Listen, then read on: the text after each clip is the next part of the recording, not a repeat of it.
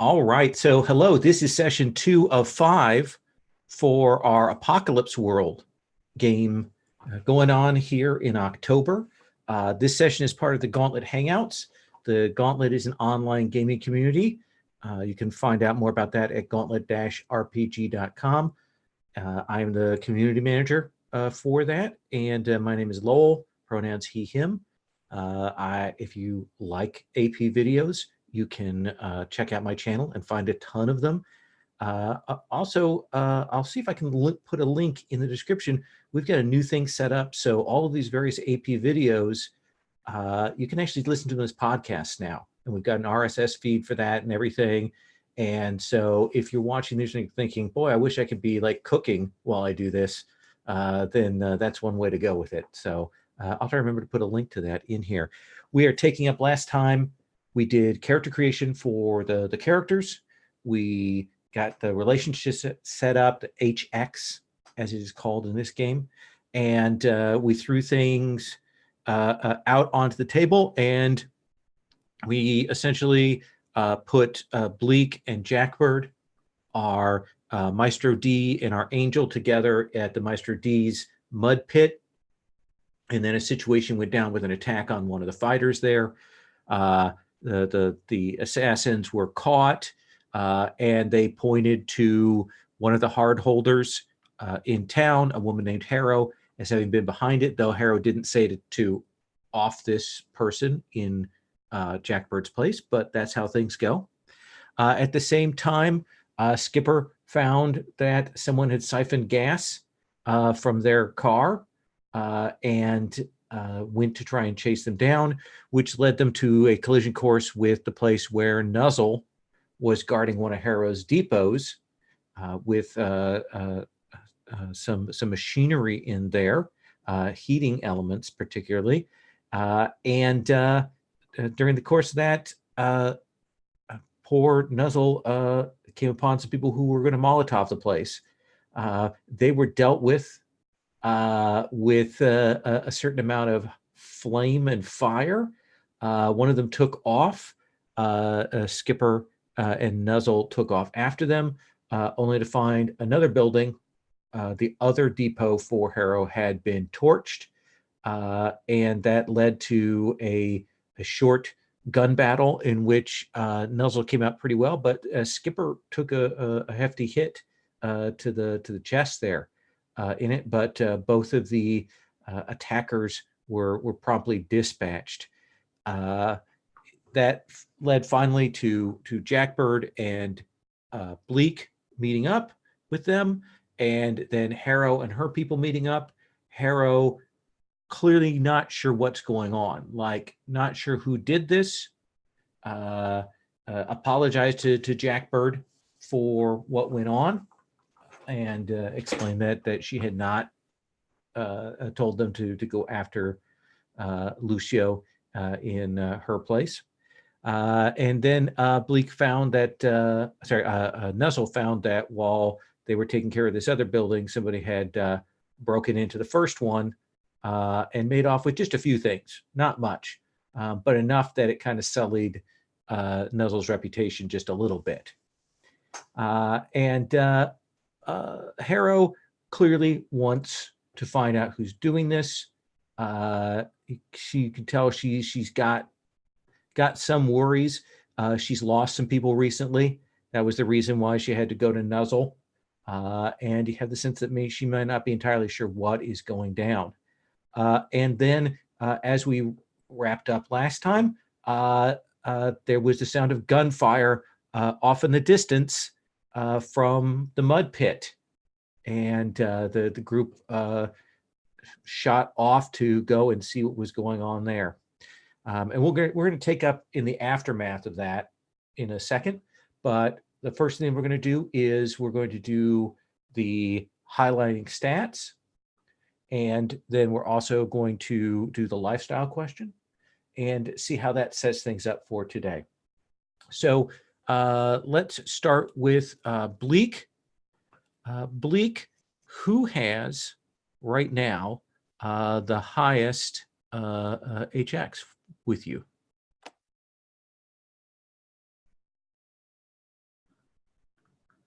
Right now, Nuzzle and Jackbird are both tied. Okay. Then who do you want to have mark your highlight one of your stats? I think Nuzzle chose last time, so I'll let Jackbird decide this time.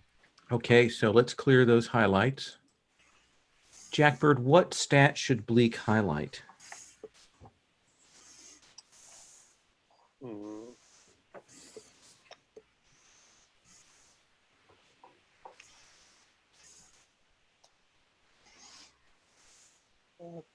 Let's highlight his cool. Okay. And I'm going to push this direction. I can tell this session, so I'm going to have you highlight your hot. And then Skipper, who has the highest HX with you?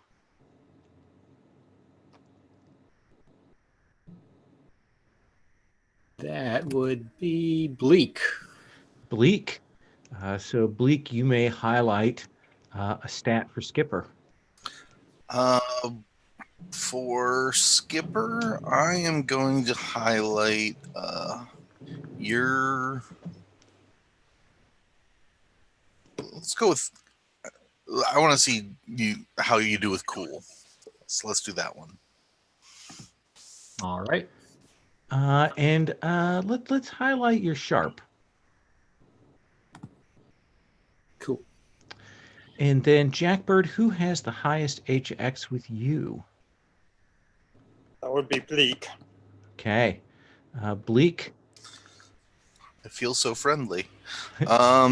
For Jackbird, I want to see Jackbird go hard. Let's see. And that's a little easy. Let's go with sharp. And then Nuzzle, who has the highest HX with you? Skipper. Skipper. So what do you want to highlight for Nuzzle?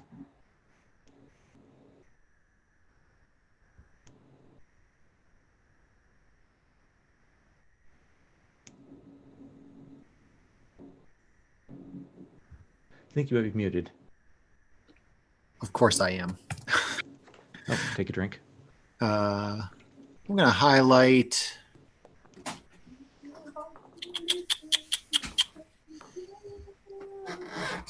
I'll highlight sharp. And I'll highlight hot. Not that I'm complaining. Those are the same exact highlights I had last week. Was it last time? Okay. Oh, I'm sorry. He doesn't check. Do you want us to shift that around? Because it's up to you guys. I just wanted to point it out because I did like de-highlight them to make sure that there wasn't any like, oh, let's make sure it's different. It's just funny that it landed that way. Okay. Well, let's leave it that way then. Cool. For the wondrous coincidence that is. Yeah. So we're going to take up. I'm going to describe the scene we're in, and then I'm going to ask that lifestyle question, and we can get those answers. We take up. It is probably getting on early morning, probably a little bit of light coming up. We see you all in the mud pit, cleaning up, straightening things up. The place is cleared out of people. And we can see a little bit of the dawn light coming in through the bullet holes here. They've dragged out a couple of people. By the time you got here, there was kind of chaos in the place. And essentially, somebody had swung by and emptied a clip into the building, hitting the side of doors and in through the doorway. And a couple people got clipped. Some people bled. And whoever it was took off. And nobody saw exactly who it was, but it was somebody certainly with ill intent. So we kind of take up a little bit after that as as you're getting yourselves back together. Jackbird, are you going to pay a barter to kind of keep yourself at your same quality of life? Actually, I don't need to spend a barter because Oh, that's right. Yeah, you were the lucky one there. What about you, Nuzzle? I'd like to spend 2 barter, please. Oh, you're going to go all hot? All right. And I'm going to come back to you and ask you what that looks like when we kind of do some split scenes here. Bleak, what about you? Spending the 1. Okay. And Skipper? I've only got the 1, but I'll spend it. Okay. So we take up with this sort of in the early morning. It's cool out here. I think we kind of described it as believe getting on towards the colder season here. So more autumnal in this area. And the people who work here, like for example, Camo, are kind of sweeping up and straightening up and things. And Camo will come over to where you're at, Jackbird, and kind of doesn't want to interrupt because the 4 of you probably at least together, maybe having a conversation in the wake of all this. We're going to hard frame assume that, but Camo does go, Jackbird. She says, "Hey." Yeah, Camo, what's up? Like we took a pretty heavy hit on the booze. I don't know if it was the crush or what, but like we lost a good deal of stuff out on the floor.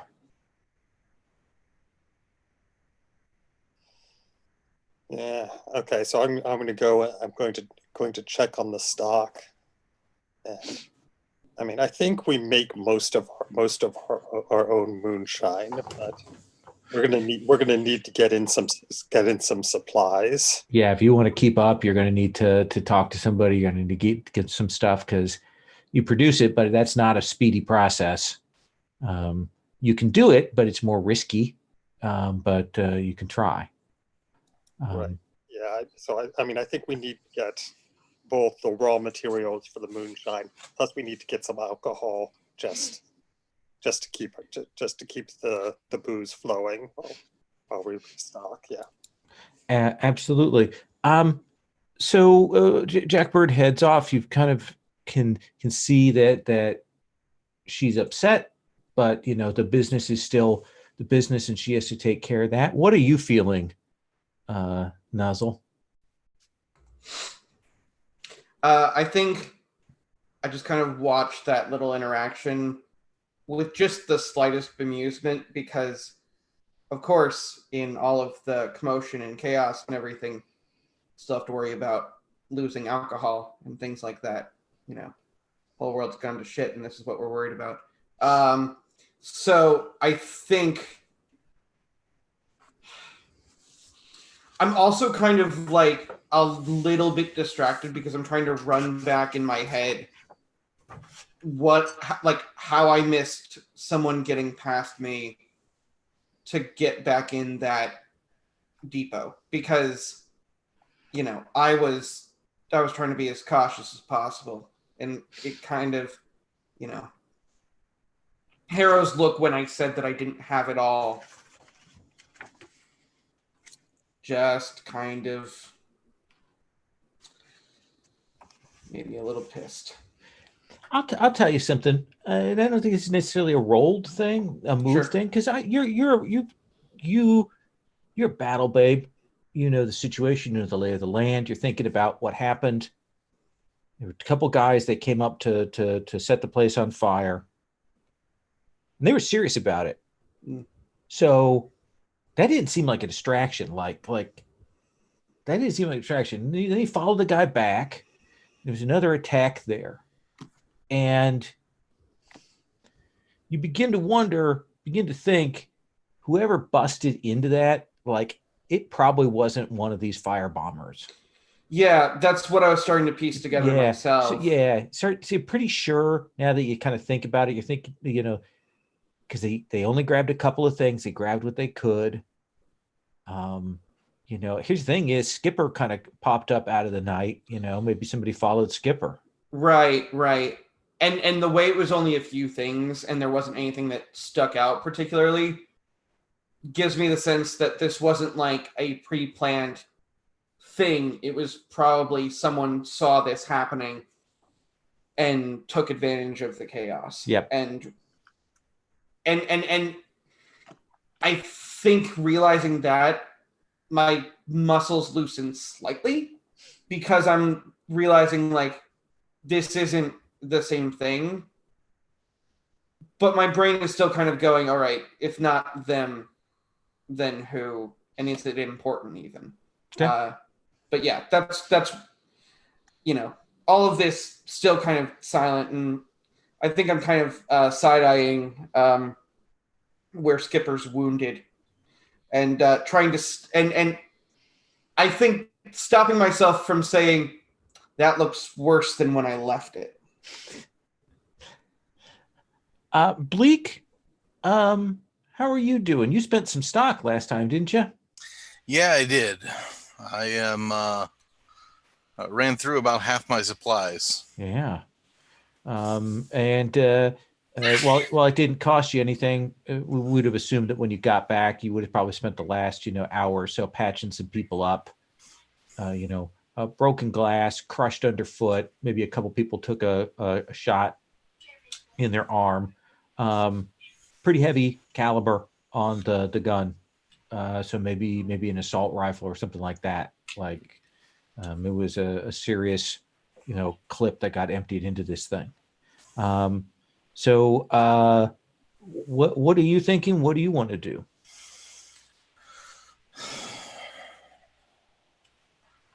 I'm not really sure right now. I kind of feel bad because I messed up Skipper's wound and made it hurt a bit worse. So yeah, you did.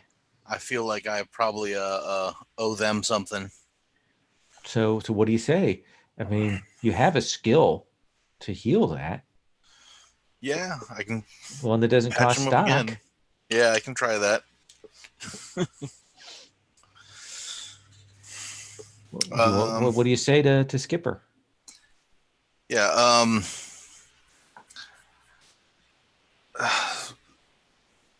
Skipper.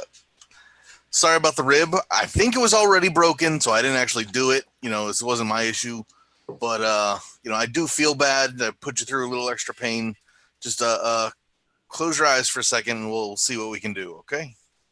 Okay. All right. Yeah, it's no big deal, but sure, I'll close my eyes. Nuzzle does not close his eyes, and he's just kind of like watching this, going, "This could go one of a few ways." So what does this look like, Bleak? So you have to press my hand like up against his skin, and I wanted to go kind of comic booky. His eyes kind of Sure. like glow, and it kind of passes down through to irradiate like his hand where it's pressing, and then that's the healing touch. Okay. Let me try it. Because -1, what's the worst that could happen? 5? Yeah. So that's a 5, huh? Yep. On a miss. First, you don't heal them. Second, you've opened both your brain and theirs to the world's psychic maelstrom without protection or preparation. So what do they call the psychic maelstrom? People know about it. They've seen it. They know it's at the edge. There are people here with gifts from the time after the invasion, the destruction, the attack. What do they call it? The weave. Okay. And there's some suspicion that this is some kind of net or something that the invaders 60 years ago dropped on top of the world, whether it was a communication system for them, or it's something to kill off psychics or whatever. You kind of reach your hand out to touch that, and you will feel those threads of the weave. They go through you. They pierce through you. You feel that kind of go, and they are pulled kind of back and forth. You imagine like a set of threads going through your skin and out the back of your head, and then somebody pulled it back and forth like brain floss. And Nice. You will see visions, and you will see burning wreckage, a convoy, burning fires, flames. And that is the thing that hits you, Skipper, is when you feel it. Have you ever been exposed to this, you think, Skipper? Have you ever touched the void like this? This is definitely their first time touching it. They're aware of it, but not with direct experience. And I think you will feel that pull, and you've never felt anything like it. Like it goes right through your eyeballs, and you will have this vision, and you will see what for just a flash of a second, you see your family's convoy, and you can see the burning wreckage of it. You recognize the wheels. You recognize the paintings on the side of things, the building stuff. The tires have been blown out by the heat, and you would just get that vision. Cricket. Skipper, Bleak reaches out to try and heal you, but does not. Instead, causes this. What's your reaction?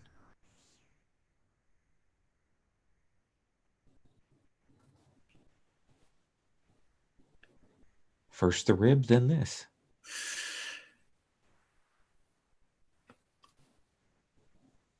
I don't know what to say. You're cursed, man. I'm not happy about it, but I'm not showing it. Okay. Just like, well, I don't know if that was supposed to help or not, but I feel about the same. So cool, man. Thanks. Okay. If neither of you are going to say it, I'm calling bullshit. What the fuck just happened? What you talking about? Nothing. His eyes glowed, and you didn't heal. Nothing happened. His eyes glowed. Did you have some of Jackbird's shine? You know what? Maybe I did. And you know what? I'm just going to flat out lie to them. Okay. That seems fair. Yeah. That doesn't need to be rolled, does it? No. Let me put a pause here. Let me hit a pause just 1 second. Just to remind us, the lines on the table are sexual assault, torture, childhood abandonment, and then the veils are harm to children and eye injuries. So I apologize for the eye description there, which I shouldn't have done. So just wanted to get that on the table. Jackbird and company, do we want to do a scene with the group talking here, or shall we kind of do a once around to check in with your daily lives and then bring you back? Let me poll the table on how you want to do that. What's your feeling, Stephen? I'm fine with skipping the conversation unless there's something anybody wants to talk about. Okay. Nuzzle? I could go either way. I think a conversation might be interesting, but also equally ready to act. Okay. Bleak? I'm good to go to the group. Okay. And Skipper?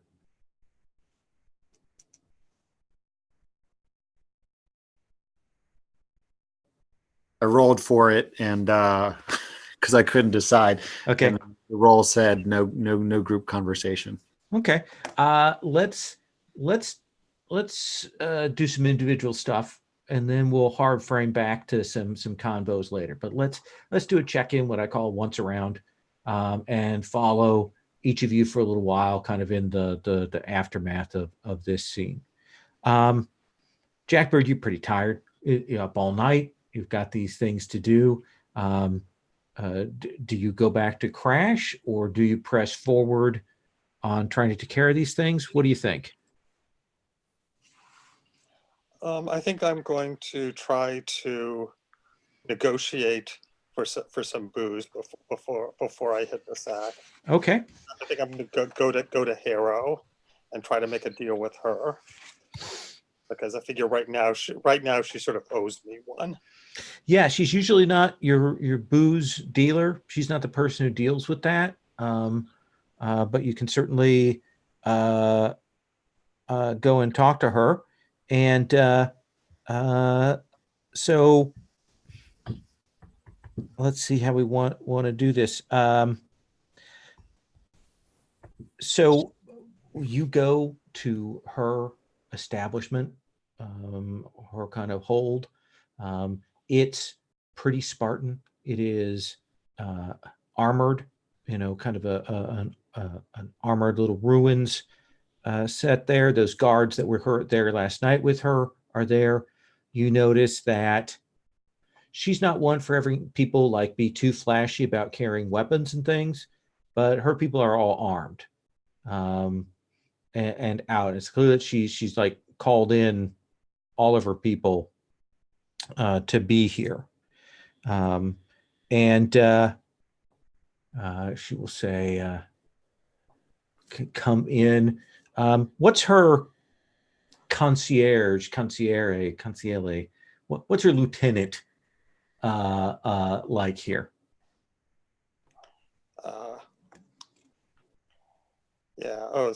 Scarecrow. Okay. He is this big guy with a lot of scars and like spiky punk hair.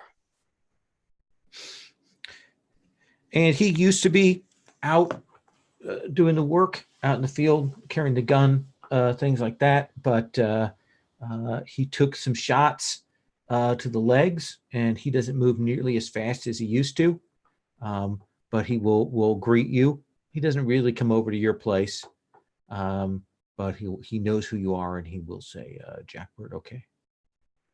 Boss said that he might be coming by. Boss is pretty smart. I didn't know myself until a few minutes ago. She just figured you guys had a meeting last night and saw things went down. I'll take you in. Thanks, Crow. And he'll stiff-leggedly walk you in. He has kind of makeshift braces, and he will gesture over to Harrow. I do have a picture of Harrow now in the NPCs and Places tab, and she'll look up at you, and she's like, "What is what?"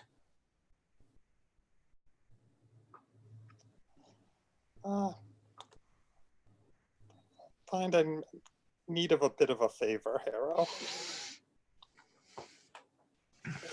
Attack on my place. We lost some of our alcohol, and I could use a bit of help restocking. Mm-hmm.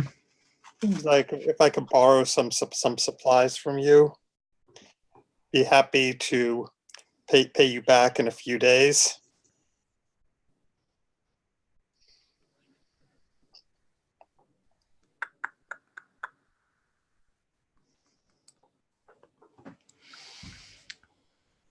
So how much are you talking?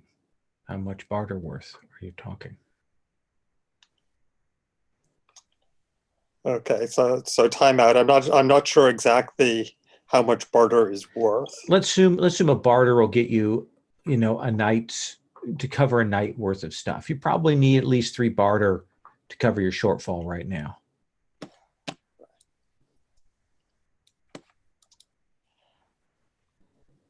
fine. I need, yeah. So need about three barter worth. I can pay you 2 up front, but I'm going to need credit for the rest. Let's have you roll hot.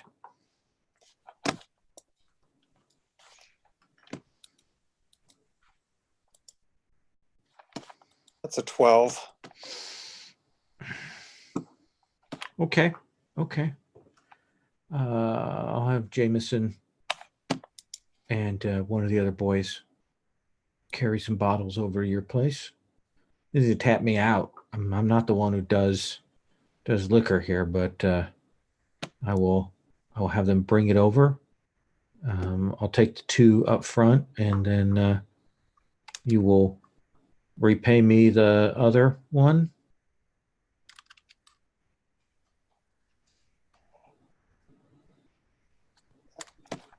Thanks, Harold. This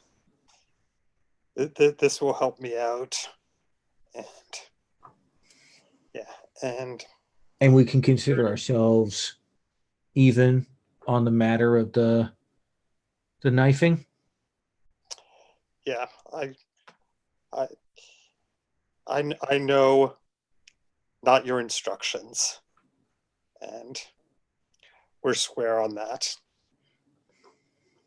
Is Lucio still alive? Last I heard, Okay. sleeping out. I'll send word. What was your grief? What was your grief with him anyway? That's my business. Sure, but nothing that affects me. No. My suggestion is you leave him out by your doorstep so we don't have to come in.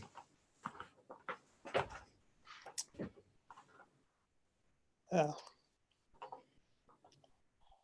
I'm not going to hinder you any, Good. Arrow, but I'm not going to go out of my way to make it easy for you either. I owe my customers that much. Okay.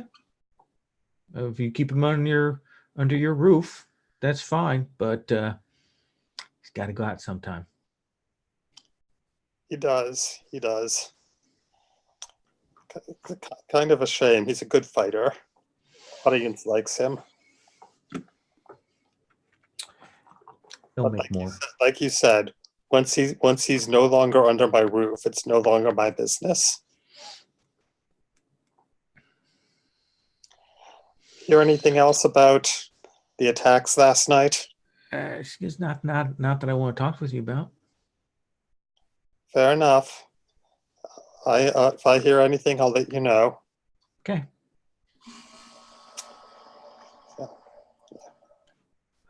And Crow will walk you out. Yeah.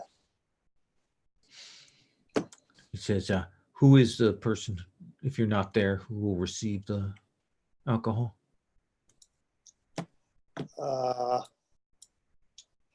Lamprey can take care of it. Okay. I will get it done. Nuzzle. Hello. You live well. I do. You spent 2 barter. You live well. Where do you hang your head? What's your pad, your hideout look like? I've been trying to figure that out. I mean, at least for now, it's looking good. Big, small?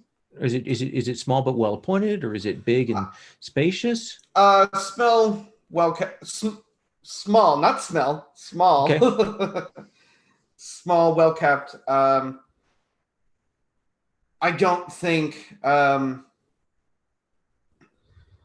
I don't think I'm used to having people stay for very long. Okay. Not that people don't stay, but it's certainly not a place where I'm going, yes, please. A month at a time, why don't you? So who is crashing there right now with you? Good question. Is it a friend? Is it a a partner's, a romantic thing? Is it a throwaway? What is it? Who is it? I think it's the potential to be a romantic thing. Okay. I'm not like super going down that road, or at least not on purpose. What's their name?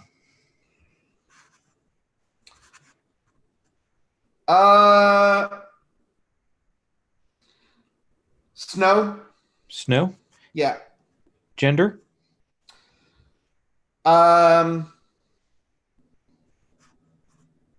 Male. Okay. Younger than you? Older than you? Hard to say. Okay. My guess is about the same age, but looks can be deceiving, and I've been proven wrong before.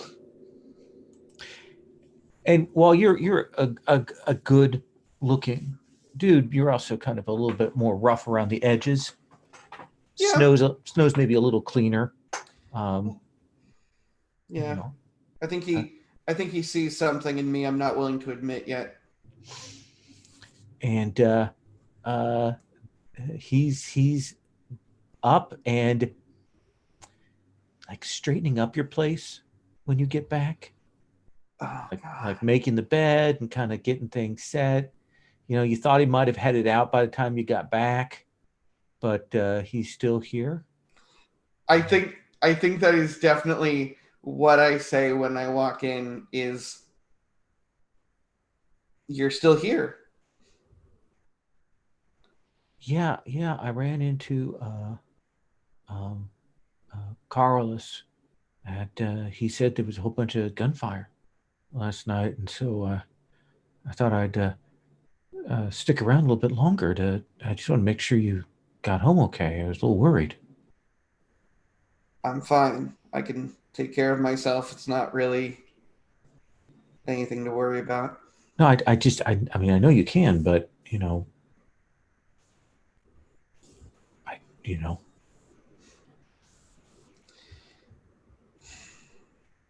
Thank you. What happened?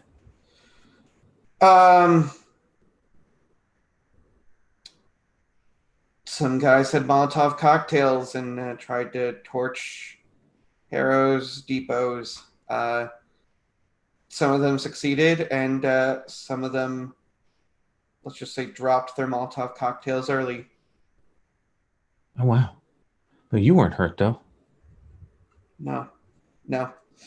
Kind of got an eye for these things. That's not to say what I was protecting came out totally unscathed, but my guess is it's totally unrelated.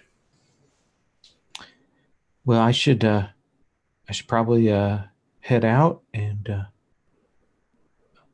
he does like carpentry and that kind of thing. Like he's a handy person around here. He's like, maybe I'll go see if Harrow needs people to do some repairs and stuff. Where do you think you're headed after? That long pause of I don't know. I was crashing with my cousin. I might go back and see if he can still put me up.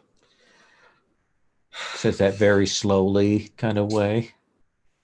And I think, yeah, oh God, Nuzzle is not used to this. And like the words come out very stilted, just going, there's room here if it's not too much. I mean, it isn't much, but let's have you roll hot. I want to see how you do with this. oh, great. Thank God there's a +1. Yeah, you're good. This is fine. Yeah. Well, 7. He says, I would, but I know, you said before this is a short-term thing. I don't want to put you out. Are you sure it's okay? I just clearly wants maybe a little bit more commitment on that? I know what I said.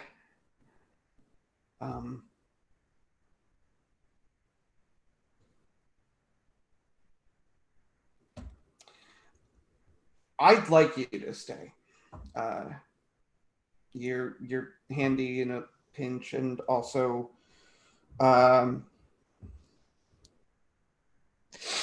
He says, "Yeah, I'm handy." No. I get. Don't. I'll see you tonight. all right.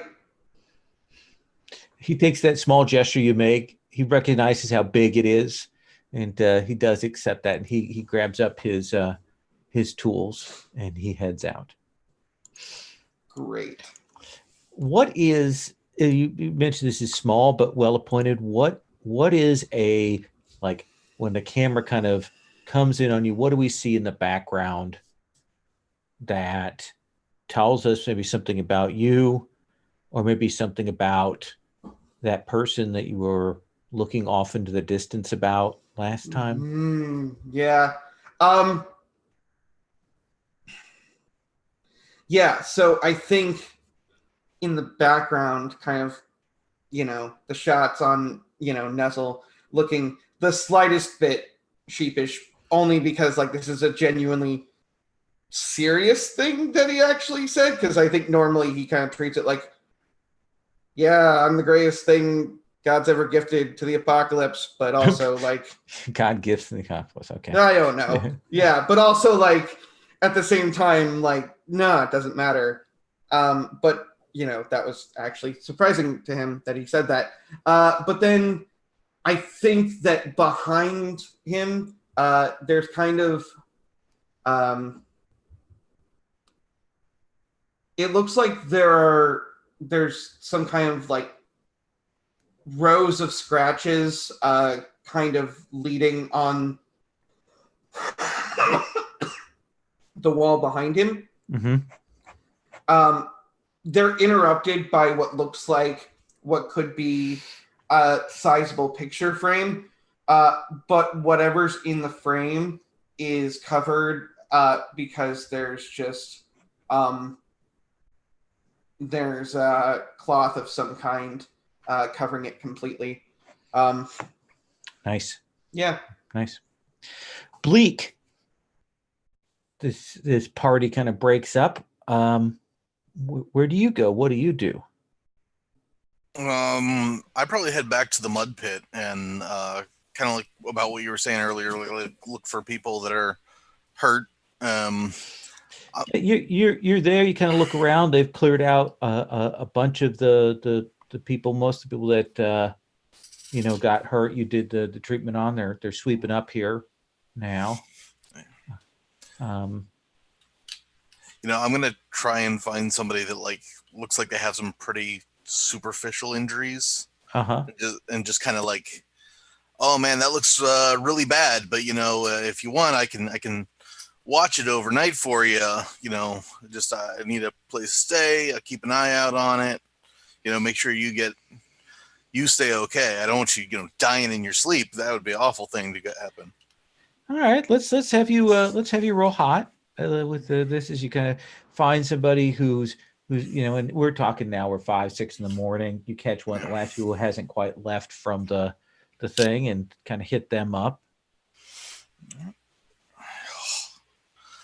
6. Okay. The good news is you rolled hot, so you get to mark that XP, that sweet XP. Do I get XP for a fail too? Or no? Yeah, absolutely. Oh no, you don't get XP for a fail. You get XP for rolling hot, regardless of whether you succeed or fail. You're kind of talking to this dude, and you'll feel a hand on your shoulder, and you will turn around and you will see there are a couple of people there. They're bikers. You recognize them as part of Crow's crew. The woman's name is Pepper, and she says, Hey, Doc. Hey, Pepper. Why don't you come with us? I'm trying to help this guy right here for a moment, like at the moment, but I'll be No, happy to no, be no, no, no, around if no, you're no, no, hurt or no, no, anything, no, no, I no, no, just, no. No, I'm saying you come with us. You were talking to this gentleman about how you need a place to crash. We'll give you a place to crash. Crow just needs to talk to you for a bit. We just need your help for a bit. Look, we'll even ride you. Come on over here where our bikes are. all right. Okay. I can do that. Okay. And she says, why don't you hop on back behind me? Sure. Okay. And she gestures to that. She's just being real casual about it. Has you hop on the back of her bike. Her partner kind of sets up and drifts in behind.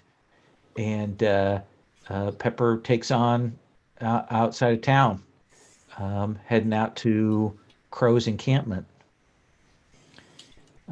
Anything you want to do before they get you outside of town? Not necessarily, but I just Yeah, want to check. no. Okay.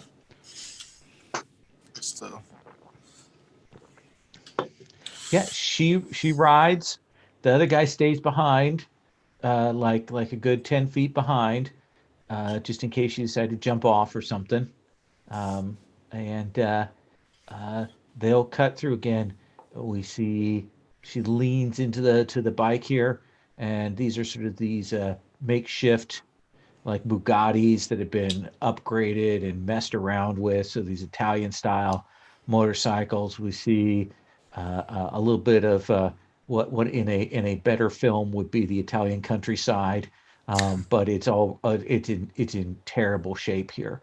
We can probably still see craters and ripped up areas, and eventually you'll get to the place where Crow has his encampment. What does that look like? Like what's the main feature of this spot? um, let me take a look at Crow here.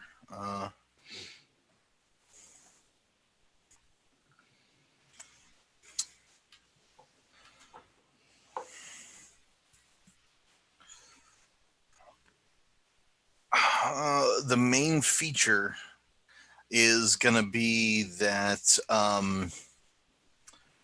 Crow he's kind of set up like in what looks like an old factory that has like a water mill on the outside. Yeah, it's kind of stagnant, water running through it. Mhm. It's not great, um, but it's going. He's got a bunch of bikers here, and Pepper will have you dismount, and she and her pal will take you on inside. You see there, another half dozen bikers around working on their bikes and stuff, and you will see this kind of handmade metal frame chair that it's kind of raised up a little bit on a dais, and you will see Crow there, and he will say, "Well, good day, good gentlemen. How are you, Master Bleak? How is it that you come to me today? I trust that my servants were generous with the travel, and you did not have any complications on the trip." Oh no, it was a lovely trip. Got to ride across the countryside. How are you doing, Mr. Crow? Are you doing well today? This day finds me well. It finds me quite well, though I do have a trouble that vexes me, which is why I sent my companions here to go and fetch you from the town to perhaps render a service to me, a favor that I would appreciate if you might have a few hours to do with me. I live my life to serve and to help. So what can I do for you today? It is a noble gentleman that says such things in the face of such conflicts. Please come with me. And he stands up. See him adjust the shotguns on his back. And he will come, walk with me but a moment, if you will. Walks you through. He will say, so as I heard it, there was some conflict and trouble in the town last night. What say you? Yeah. Somebody tried to blow up what was her name? One of Harrow's places.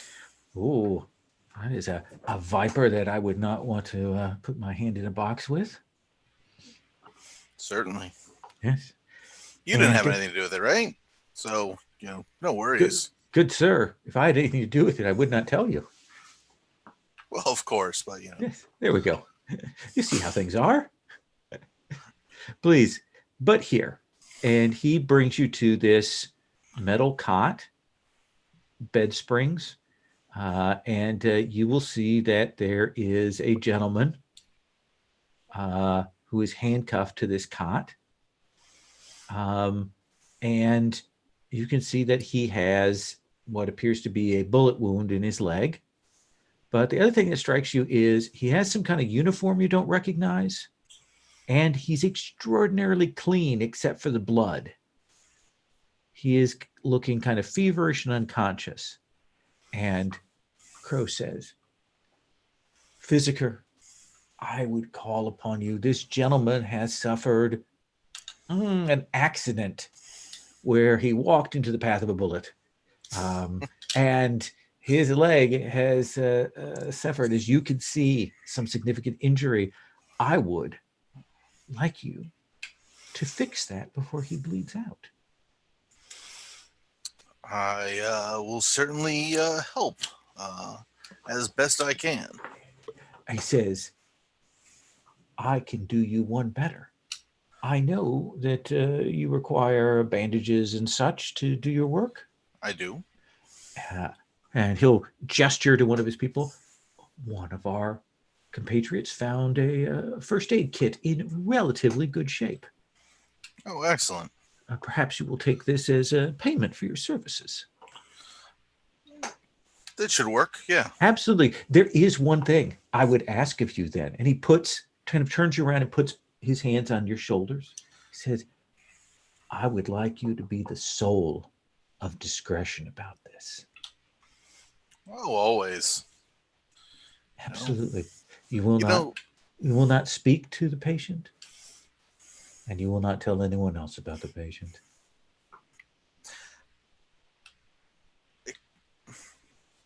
Save for what you need to do in terms of your physicking. I would not want to impede. Oh, okay. Yes, then we would be fine with that. Absolutely. Good. I will have Pepper stay. She's very curious about these arts and would like to observe a chirurgeon at work. All right. Maybe I can teach her a thing or two. Well, I will leave you to it. And Pepper goes and pulls a stool and sits herself down in that way that says, I'm not here to fucking watch. I'm here to make sure you don't do anything.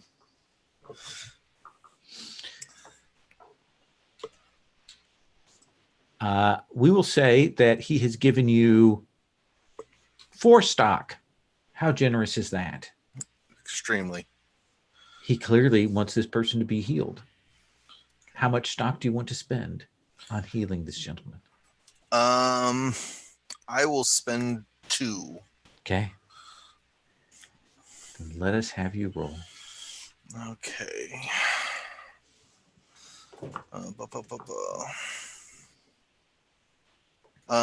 How bad off do they look on their clock? I would say they are probably 3 segments in. Okay. Yeah, 2 should be good then. Yeah. All right.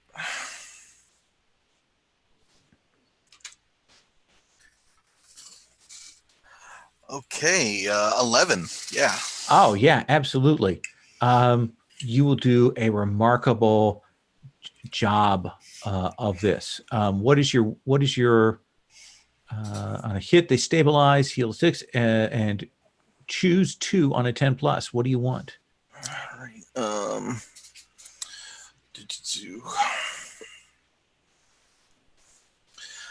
Okay. Choose 2 on a 10 plus.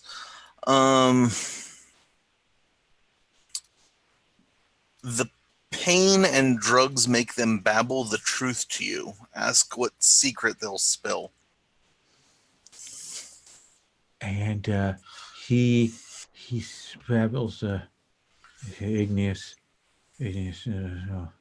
as raiding, have to now go and warn someone and make the deal with Gams.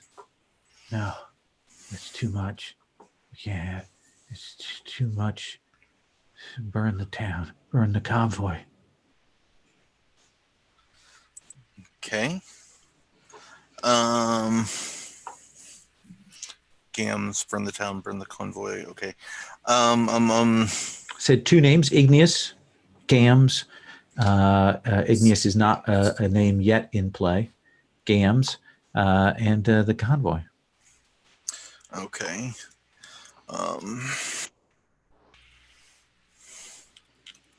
What's your other pick?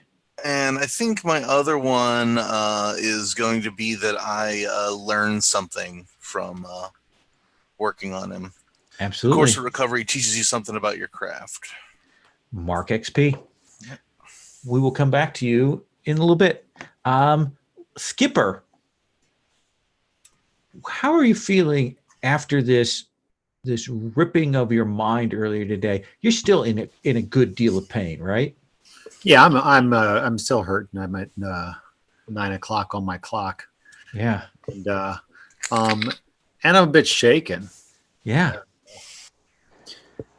I didn't think I'd ever be exposed to the weave. So what are you up to? What do you want to do? Well, I need gas for my car. I'm going to maybe I'll look for another driver who I don't like and try to siphon their gas when they're not around. Well, the other driver in town is that woman who has that flatbed that we mentioned last time. Yeah, and that's a friend of mine. I don't want to do that. Yeah. All right, then I'll look to see if anybody needs some tasks done or any work. I don't have any barter, so the other thing you could try and do is you could go puck around and see if any of Crow's people are in town. They have those bikes. You might be able to siphon off one of their things. that sounds up my alley. I hate Okay. that. Let's do it.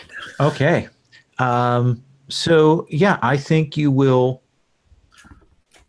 Crow's people come back and forth because they do some trade and stuff like that. They drive through. You don't care for them.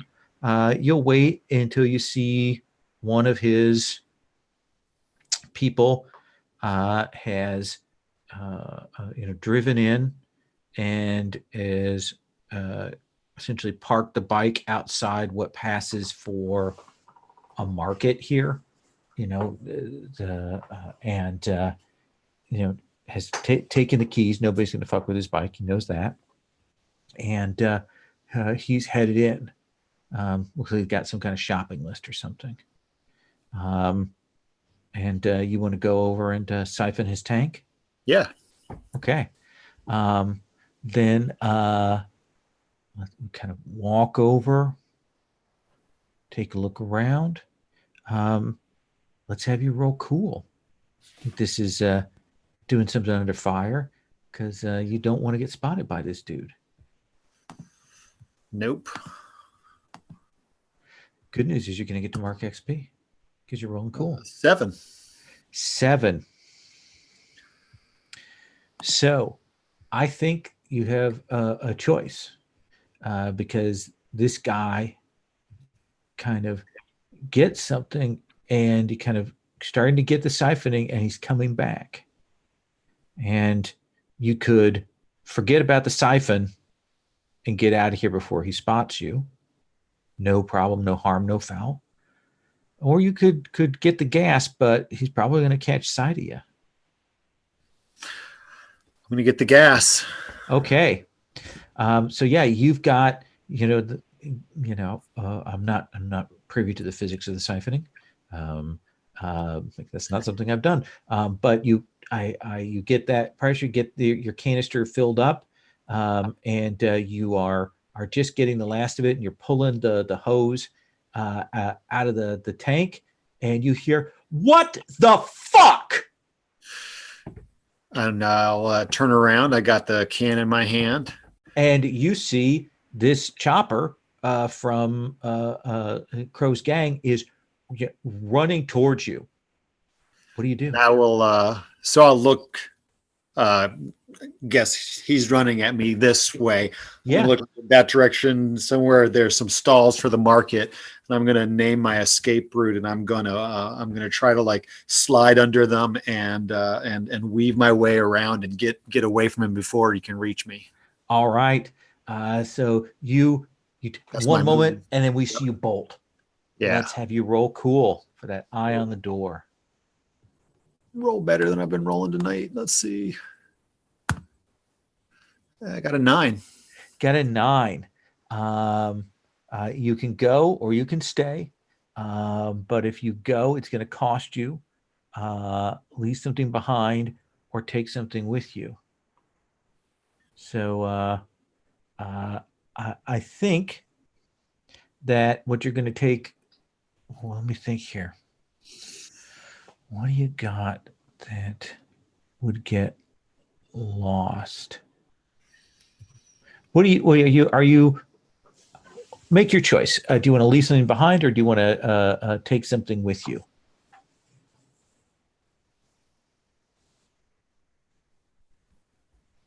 I want to take something with me. Okay, I think you take with you the knowledge that he got an absolutely clear look at you. Like, he knows exactly who you are. And he screams out, "Motherfucking Skipper, I will get Crow and we will drive your dumb 4-wheel ass down. And I swear."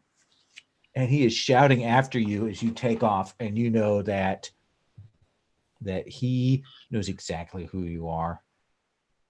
But you will hightail it back to your car. Yeah. Yeah, this is probably enough to do a good half tank in your car. That'll give me some work. That's what I needed. Yeah. Just gotta keep a low profile. Yeah, that was a low profile. Yeah. So let's take 5, and then we'll come back and we'll check in on whether we would do one once round or bring the group together. Okay. Awesome.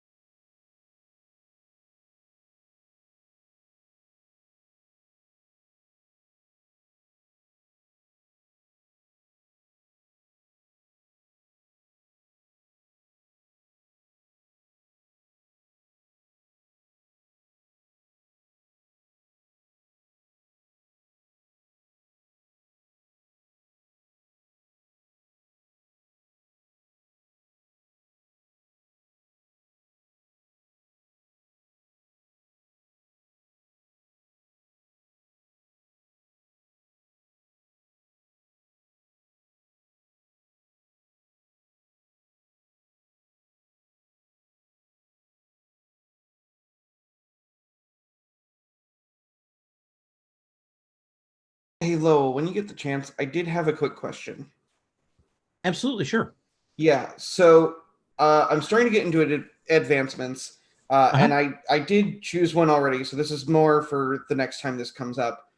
I know one of the common advancements is to take a move from another playbook. One of the ones that was like really kind of jumping out at me for helpful advances was the driver. We already have a driver. I wanted to clarify if I could do any sort of cross-pollination or if I should look at the other playbooks that aren't on display. It's an interesting question. Scott is actually here just this session and next session. Right. Yeah, I'm going to miss the last two because of scheduling. So if that's your advancement path, go. Yeah. Oh, okay, cool. Okay. Yeah, I'll stick with what I've got now because I went +1 sharp, and I figure I'm going to be reading into things as much as I can. Sure. But thank you for that. That'll actually be really helpful going forward because I even realized it when you said you were using Eye on the Door, and I went, "Oh, that was a move I was looking at earlier." Oh no, I don't want to step on any toes. Right. Stephen, do you want to do another? Should I do another once around, or do you want me to pull the group together? What do you feel like? I feel like it's time for the group to get together. Okay. So I think if we could, we'll take a bit up a little bit later in the day. We can flash back to gigging or whatever in a bit. But I think let's put people at the mud pit. In particular, Bleak getting dropped off outside of the mud pit. Does that seem reasonable? Okay. And we can flash back to anything we need to, if you want. But you probably, lean and look Skipper and kind of, when you hear the motorcycles come rolling up on the mud pit, get yourself well out of the line of sight of them. Yeah. Skipper. When you hear the bikes, are you being particularly aggressive in your hiding, or are you just trying to fly casual? I'm just gonna blend in. I can't be the only person here who looks like they've just gotten beaten up. I might pull my hood up. Okay. A bit just to, but I'm not actively hiding. Right. You are a fairly distinctive figure. Yeah. Okay. But let's come to the four of you essentially a little bit later at a table in a darkened corner of the mud pit. Most of the attention is on the pit itself. Essentially, a couple of the new folks there that are kind of trying their luck, that have kind of flown in from down the road and popped up. But it's a little bit thinner crowd tonight, certainly, Jackbird, after last night's affairs. But you look around at the people who were involved with that last night, Nuzzle and Skipper and Bleak, and what do you say? Oh, got some trouble in town. And has anybody heard anything about who's responsible? I've got my suspicion about Gams, but that's just a hunch. And I'm sort of eyeing them, looking to see if anybody knows anything. Bleak. I haven't heard anything, but I think Gams is a real good place to start looking. And have you ever heard the name Igneous?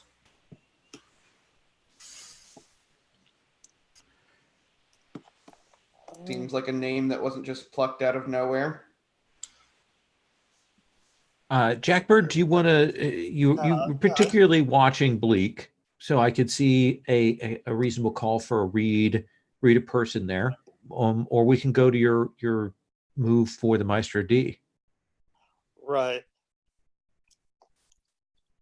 Yeah, so I'm going to roll my Maestro D move before. So what everybody eats, even that guy, to find out what I know about this igneous character. Okay. That's a 14. All right. So what's your first question? What's up with igneous?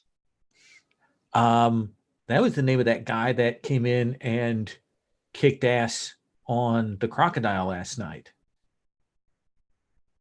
Newcomer, healthy, strong guy. First time you'd seen him. Yeah, and who do they know? Seemed to you like they didn't know anybody here. Like they were strangers. Well, but who do they know anywhere? Who do they know? Like and or trust.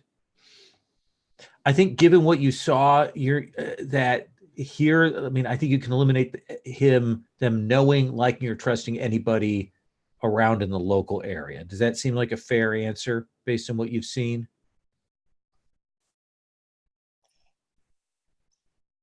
Okay, and when should I expect to see them next? Well, they did well.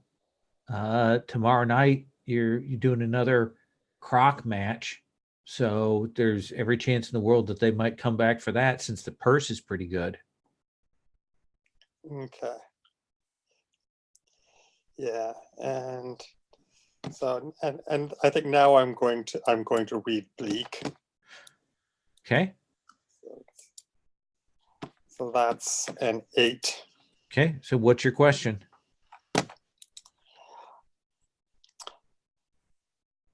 I mean, was their character telling the truth? And I think For which statement? Right. When they said they didn't know anything about Gabs, I mean, basically, I want to look at them and know that they're lying.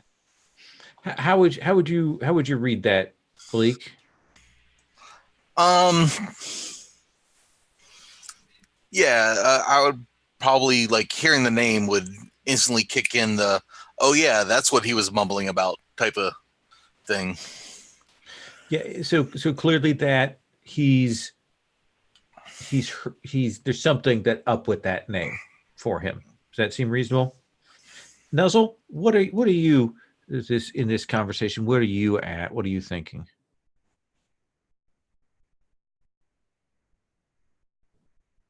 I think at this point, the name Igneous doesn't mean anything to me, but I'm very interested in both why Bleak brought them up and also why Jackbird is suddenly watching Bleak with some level of heavy interest.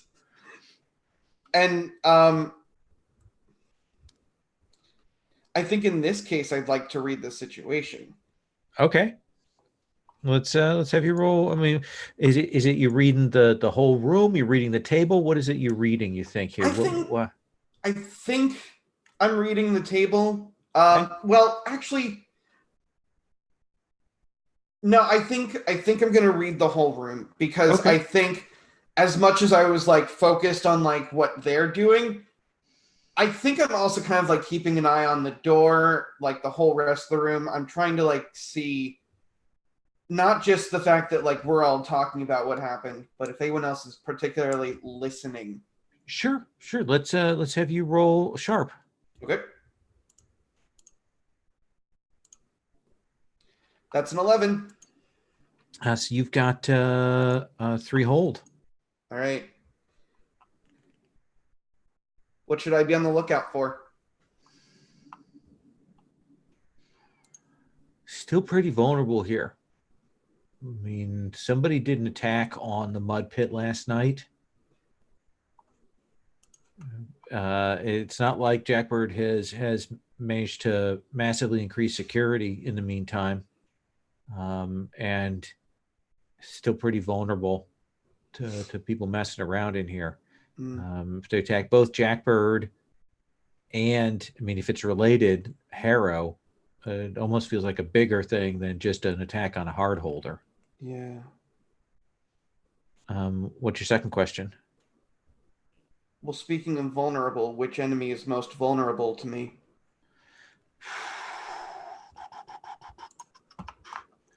Well, I'd say that the couple of guys from Crow's crew that are walking around in here. I mean, you don't care. A lot of people don't care for Crow, and it's a little unusual that his people would be in town and walking around Jackbird's, because Jackbird doesn't care for Crow. But you know, there's a couple of guys out here in the wind in a way that is a little unusual for them. More vulnerable than Crow usually lets his people be. Okay. Which then leads me to my final question. What's my enemy's true position? There are two of these Crow guys. They are looking for somebody. One of them has that look of, somebody wronged me, but I don't want to tell everybody. So I got my buddy, and we're going to go find this jackass who wronged me, and we're going to mess him up. But maybe we haven't told our boss that we've come to do this. Oh, and their boss is Crow? Okay. Yeah. Great. Okay. I will keep that to myself for the time being, but I'm keeping a very close eye on them, mostly because I'm interested to see what they do. Because if I could, just happen to tell Crow, or even just get in their way, because already this is going to be fun. Yeah. Let me come to Skipper, and then I want to roll back to Bleak to kind of tie the bookend on this thing. Skipper, you will definitely see that guy who you siphoned the gas from, has, clearly maybe walked back to the compound and gotten his buddy, or walked his bike back to the compound and gotten his buddy, and they have quietly come back here. And they're doing that thing where they're trying to be casual. Yeah. And like not, get anybody, they know they're kind of in a dangerous place, but they are definitely looking for you. Luckily, you parked your car, kind of hid it away a little ways away, so they didn't see that, but they're doing that looking around. What do you want to do?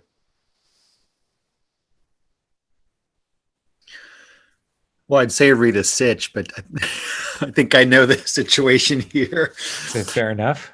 Jackbird's sitting with us, right? Yeah. I make sure, if one of the other folks gets up to get a drink, I scoot next to Jackbird. Okay. I lean over. Those two are looking for me. That's why they're in here.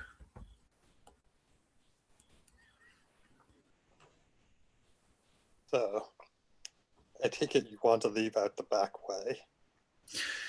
Yeah, if possible. That would be helpful.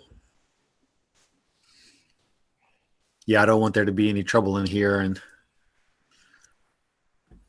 I know you don't like seeing Crow's folks in here either. As long as they're spending money and not causing trouble. But yeah, that kind of situation never lasts. It always ends up being trouble.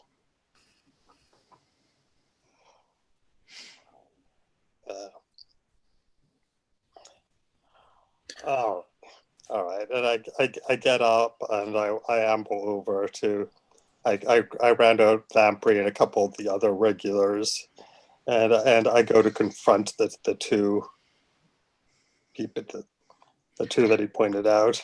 Okay. May I join you? Please. Wonderful. Let me check in with Bleak here before I roll forward on you guys heading over to rouse these gentlemen. Okay. What are you up to? You saw Jackbird maybe didn't quite No. buy entirely what you were selling, but Yeah, I just I want to help them, but at the same time, patient doctor can't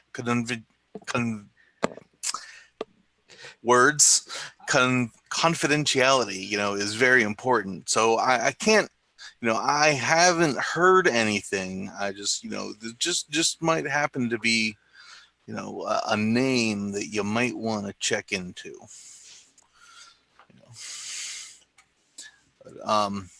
And you'll see a couple of Crow's people there. Yeah.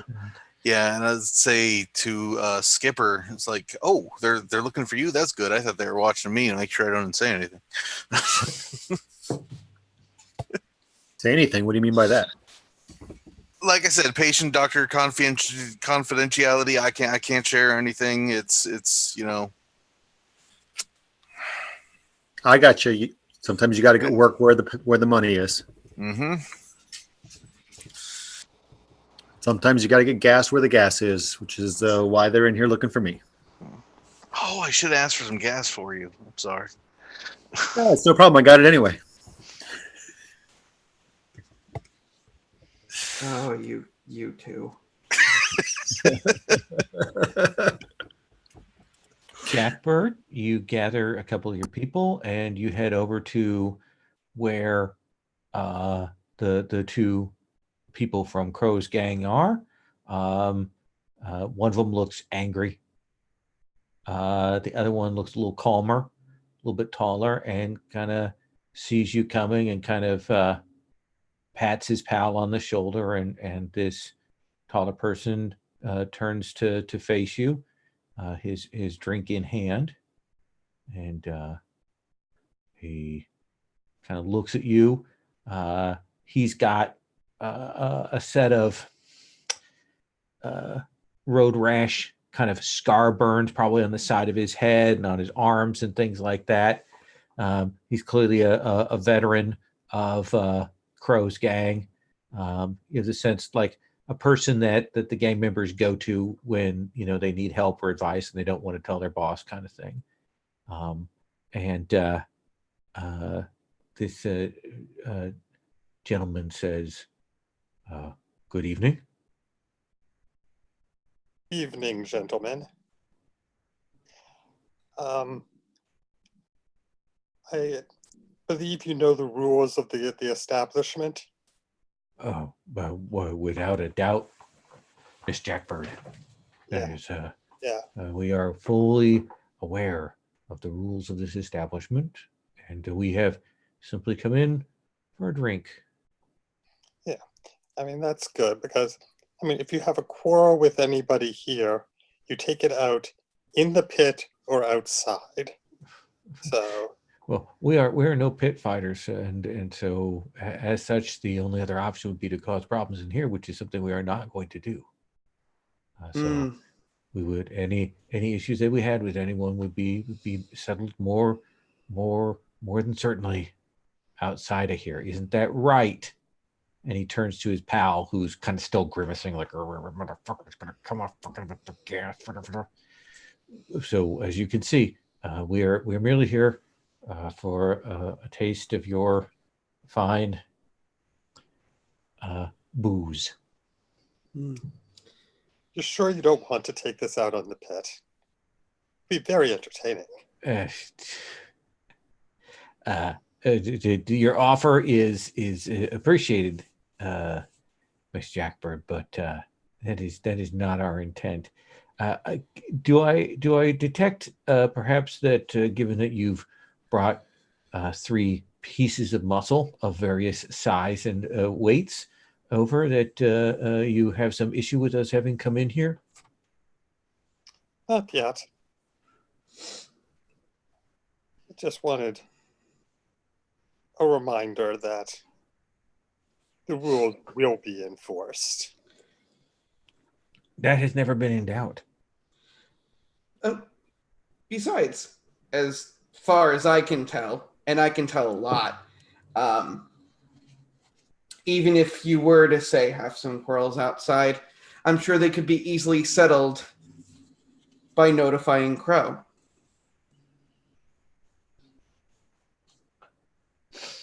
There is that. There is that, good sir. Yes. And whether you do that or I do that of my own volition is entirely in your power.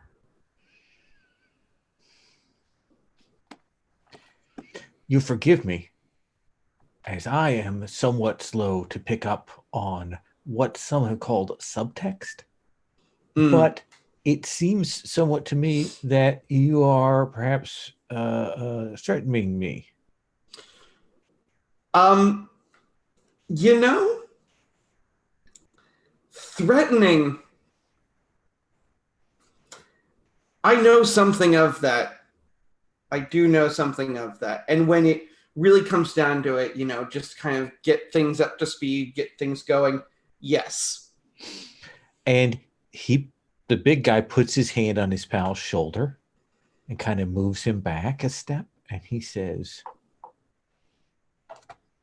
puts his hands up like this, and he goes, my friend is not aware of who you are. I am well aware of who you are. If I have caused you offense, then allow me to apologize for that. What's your name? Omi.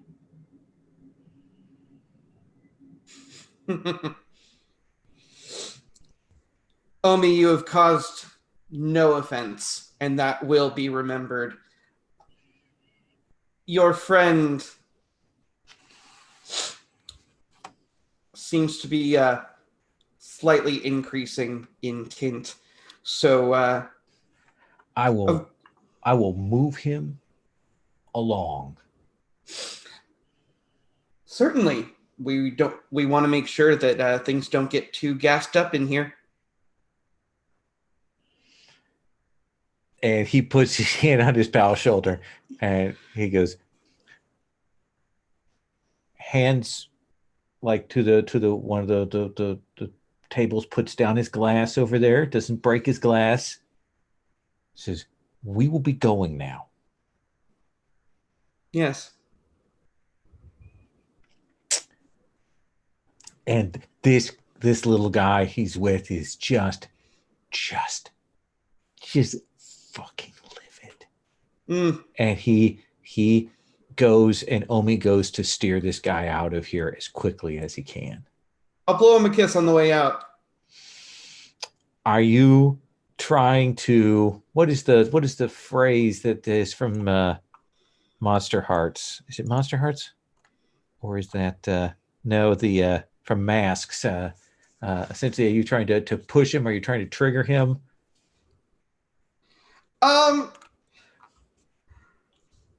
Perhaps I'm trying to. How does that? That is my question. Are you going to essentially try and push him? I think push his buttons. I would do that as a seduce or manipulate. Yeah. I think that's what I'm trying to do. Okay. Then let's have you roll hot. All right. Oh, my luck's run out. That's a 4.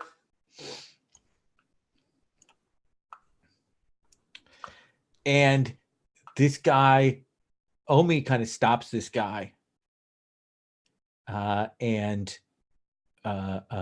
goes to push him out. And you will hear from beside you, you will hear Lamprey go, that was really fucking uncool, Nuzzle.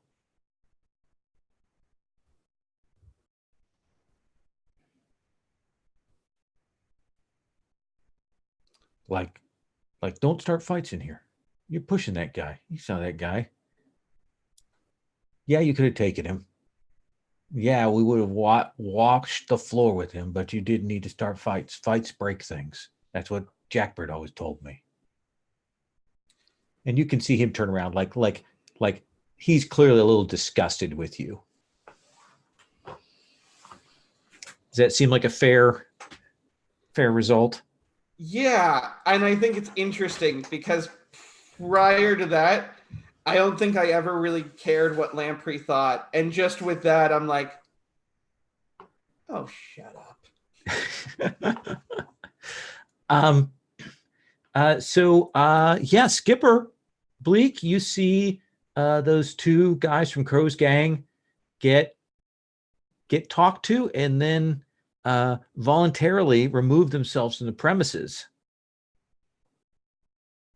Do you want to stick around here? Do you want to try and get out while the getting is good? What do you think? Bleak's gonna stick around here for the Okay. moment. Because now that they've left. Yeah. Skipper doing the same? Or are you heading out? I'm going to stick with the group. Okay. Then we'll bring the four of you back to the table.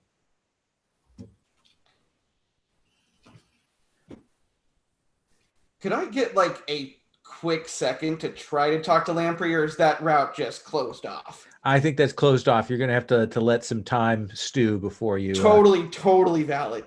Yeah. Jackbird, Nuzzle, Skipper, Bleak, at a table. Thanks, folks. I was sweating a little bit there. That seemed to go well, right? Yeah, I thought so. Wells, Cleared out the Troy- riffraff. well, I mean, it's not my place. people come in and people go out. Which leaves us with the question of gams.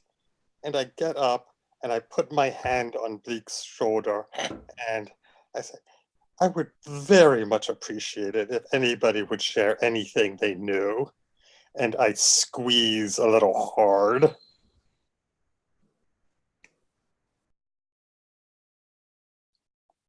I think I want you to roll hot because it gives Bleak a chance to make a choice there potentially. An 8. Okay. Can I roll to help?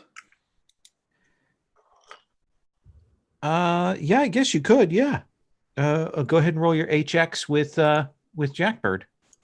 All right. I mean, it's a -1, but could be interesting to see how that plays out.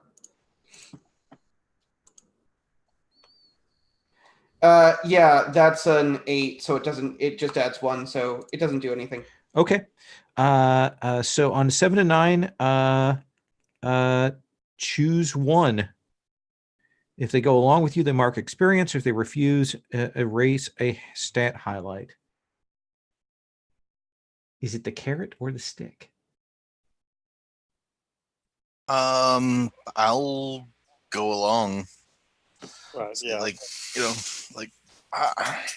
Yeah, that's what I was about to say. I'll do that. If they go along, they mark XP. So mark XP, Bleak. Okay. And so Crow called me in to help out some guy who was wearing a weird outfit, like a uniform. He was not feeling well. He started mumbling, and he said something about Gams and Igneous and setting the town on fire and setting a convoy on fire. And wait, what? And you thought this was something you should keep quiet about? Yeah, when there's people that are threatening me, and he's a half-conscious guy mumbling, it might not mean anything. This is a threat to everybody, Bleak. We are a community here. You were just going to sit back and watch the town burn? No, the town was already burning. I'm disappointed in you. It wasn't like he was saying, here's something that's coming. He was saying, like I said, half out of it. This was after you tried to heal me? Yeah. Am I the only one when you were touching me that saw a convoy on fire? You I saw also a saw convoy that. on fire? You also saw that, and then when somebody talked about it, you just thought it was some random thing? Well, it was past tense, clearly. You know, what are we gonna do at this point? We can't say, like, you know, he's not telling us anything we don't know at that point, except for the names. The names were the important thing. The names I shared with you. What did the uniform look like? Real clean for one. That's weird.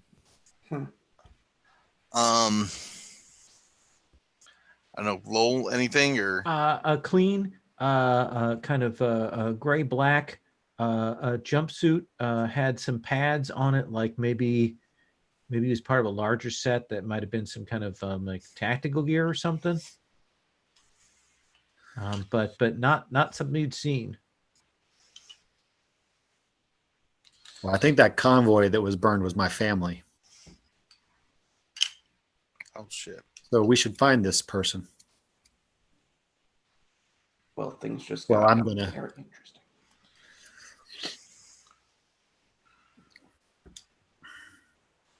Need to I'm give- sorry, I didn't know. Think they sent the people at the warehouses last night? We still don't know what that was all about, do we? We can go and find out. Go where? Well, isn't that the fun part?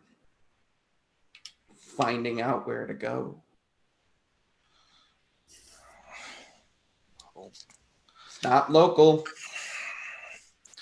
The guys that I helped is being held by Crow, and I know where it's at.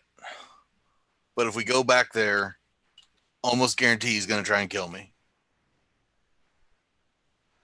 We could ask Igneous. Could ask Igneous. I mean, a name with a fire theme like that, right when everything's going to flames. Not the worst suggestion. He probably doesn't know. He probably doesn't know that we suspect him, so he walks in, we grab him, we find out what he knows. And I'm not saying he's the culprit. I'm just saying he might know who is. Just kind of suspicious that he'd show up as a new person in town right around the time that everything starts going to shit. If he doesn't know, we can set him on fire anyway. Maybe he was somehow involved with burning my family. I don't care. Hey, we don't torture people around here. No, setting on fire is not torture. You just set the fire and walk away. I know there's a difference between torch and torture, but I think that counts. Oh, well, tomato, potato. No one says that.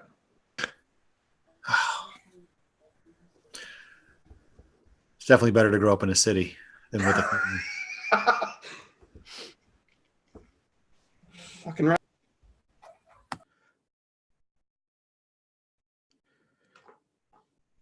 So, Bleak, you're going to lead us back? Think they'll still be there? Yeah, it seemed to be where he was set up for now. But like I said, I'm not especially. Igneous wasn't there, as far as I know.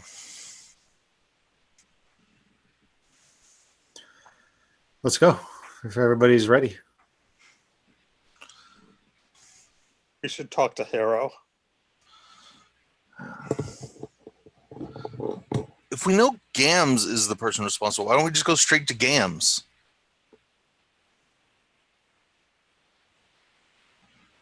Not a bad idea. Gam's not so easy to get to. They've got security. And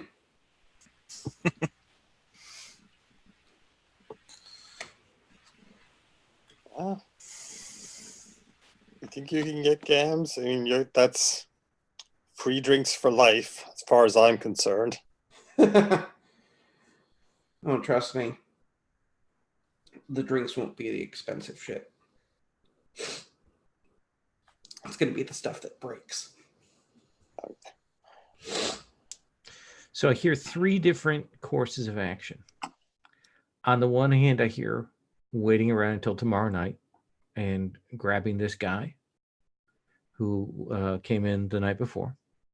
On the other hand, I hear heading to Crow's camp, and I'm assuming trying to stealth in a little bit to bust this guy out or question him there.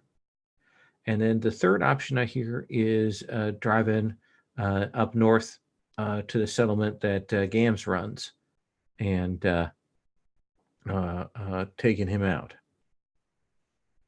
Is that a fair assessment of the three things on the table? Sounds right. Sounds good. So given that, what do you want to do? Let's pull the table at this point. What do you think, Okay. Stephen?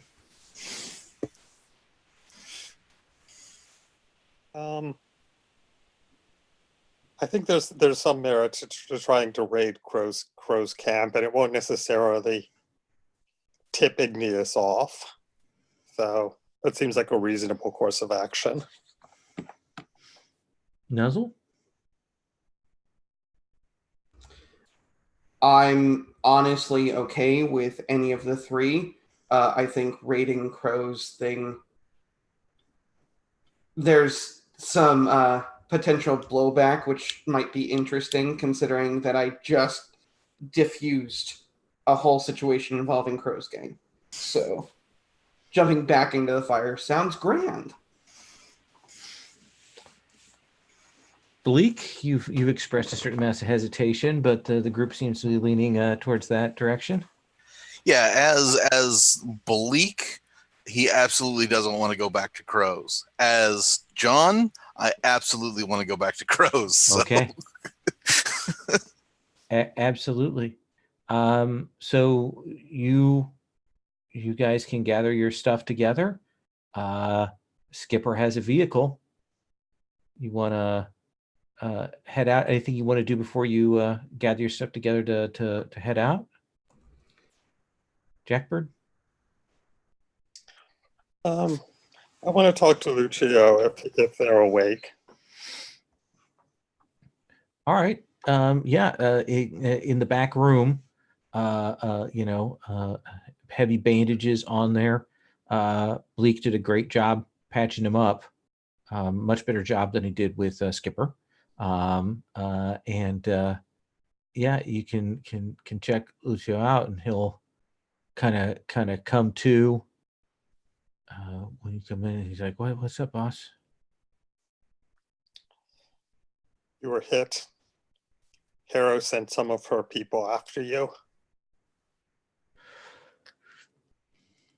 And I've already spoken to her about her men doing this inside my place of business. But Harrow is still pissed at you. You're safe until you leave here, but after that, anything you can tell me that might explain why she's got such a mad on for you?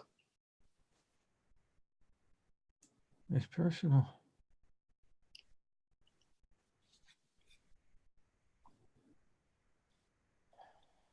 Personal means I can't help you. Do you want me to leave, boss? You can stay here till you're walking.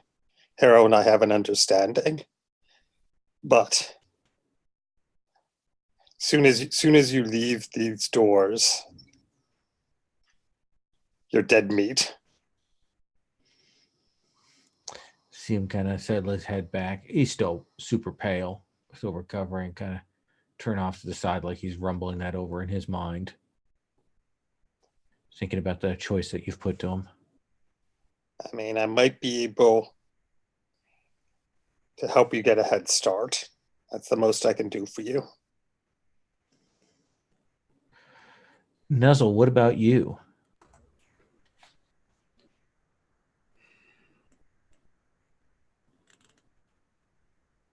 Kind of want to get a message out somehow to Snow.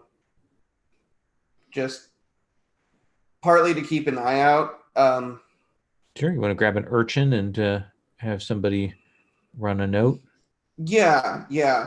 Because Snow said he was gonna see about repairing for Harrow, and I'm kind of interested to see if he'll end up overhearing anything that might be useful later.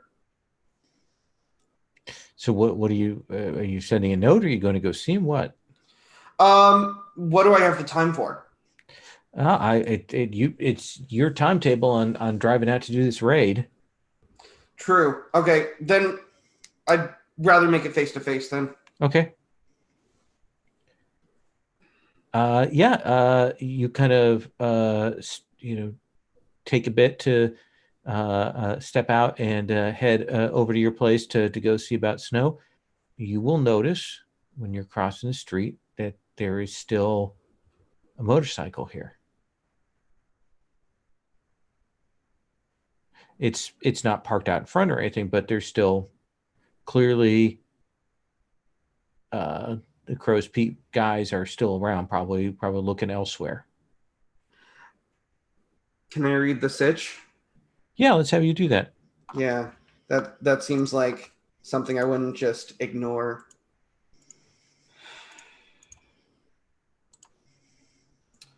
All right, that is a 7. What's your question? Where's my best way past? Oh, they're looking like in back alleys and stuff. They're trying to find Skipper's car or Skipper, so they're really not paying any attention to the kind of routes that you'll be heading on. So it's easy for you to skirt a route around. Okay, cool. Yeah, And yeah. since that was my only question, I'll move along. Okay. You can get home. We'll do a snow convo in a second. Yep. Let me check in with other people. Bleak, is there anything you're doing before you head out? I want to see if I can recheck Skipper's wounds. Okay. Yeah. Skipper, do you let Bleak recheck your wounds? Yeah, I got nothing to lose at this point. We're about to go into a potential fight, and I either get healed or hurt worse there. So, Okay. Let's. How much stock do you want to spend on this, Bleak? I will spend. Let's go with 2. Okay. 2's a good number. 2's a good number.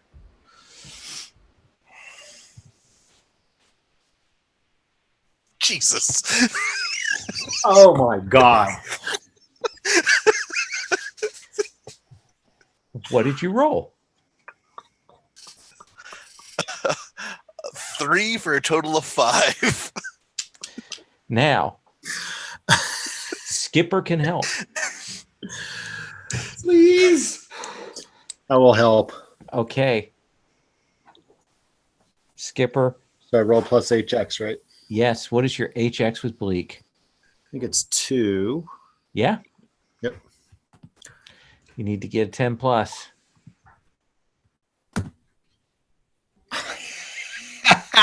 5. Oh wait, 6. It's so much different at 6.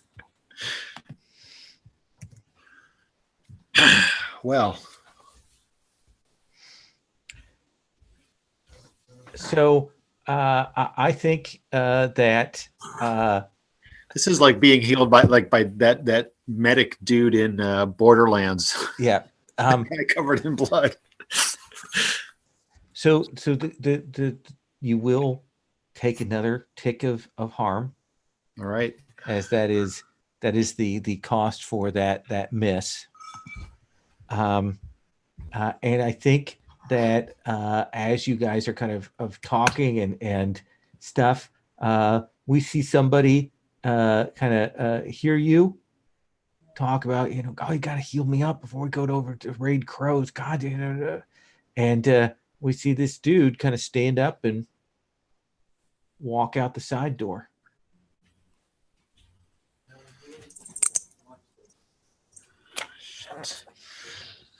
Skip, or anything you want to do before you get ready to head out?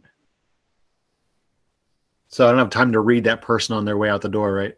No, I don't think you even saw them. Yeah. That is the That's future badness. That's shown to the audience, but not to the participants. Yeah. All right. Yeah, I'm gonna tape my chest up as best I can, Okay.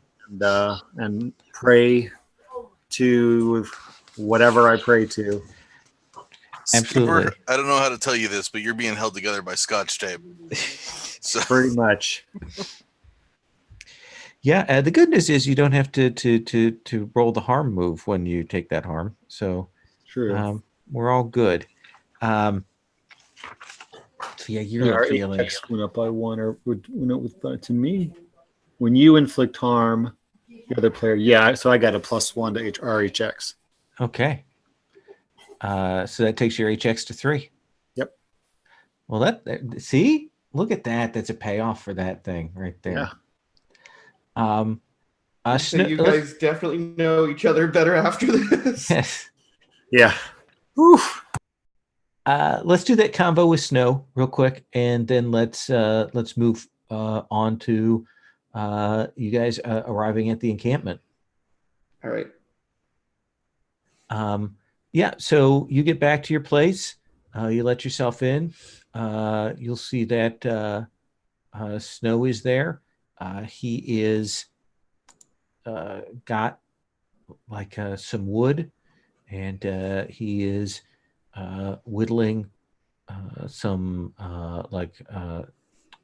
spikes to do some shims and things for construction. And he kind of looks up when you come in. He's like, "You're back early. Usually out late doing patrols." Yeah. Well, everything's been more chaotic lately, so change of plans. Well, good. Listen. I grabbed some grub. Do you want something?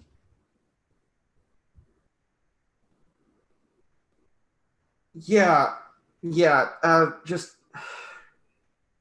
I got a little time. Not a ton. Were you over at Harrow's earlier? Yeah. I got a job trying to fix up one of the other huts that she's got to make another storage place. So I was over there working on that. Hear anything interesting? She doesn't know what's going on. Like this is as frazzled I've ever seen her. That checks out. People from outside getting under her skin. Yeah. The other thing I saw is Jackbird came by, talked to her.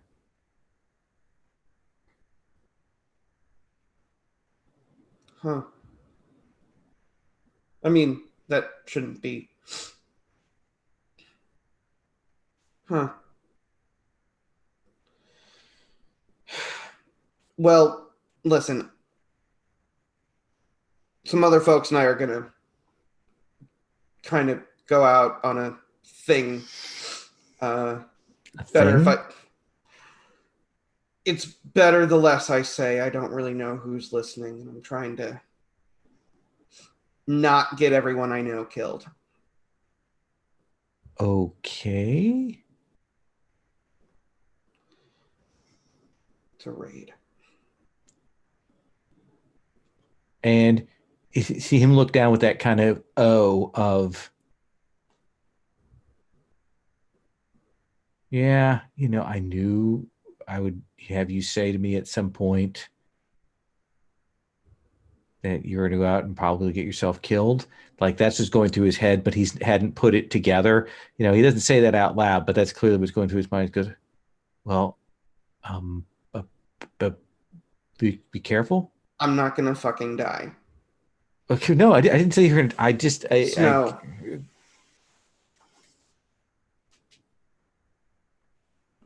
If you stick around here, Mhm. then I've got a reason to not die. So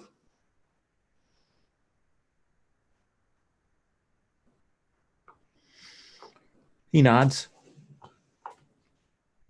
Okay.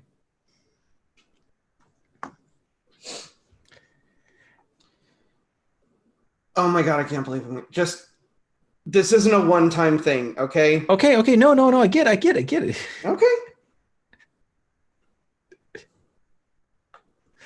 Not used to this.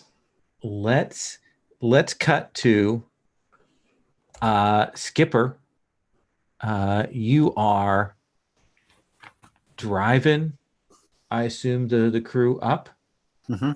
Yep. And you are trying to do this quietly, get them up into a good position, without alerting anybody.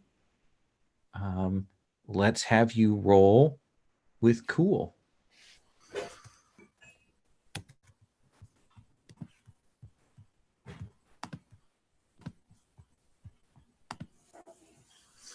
Nine.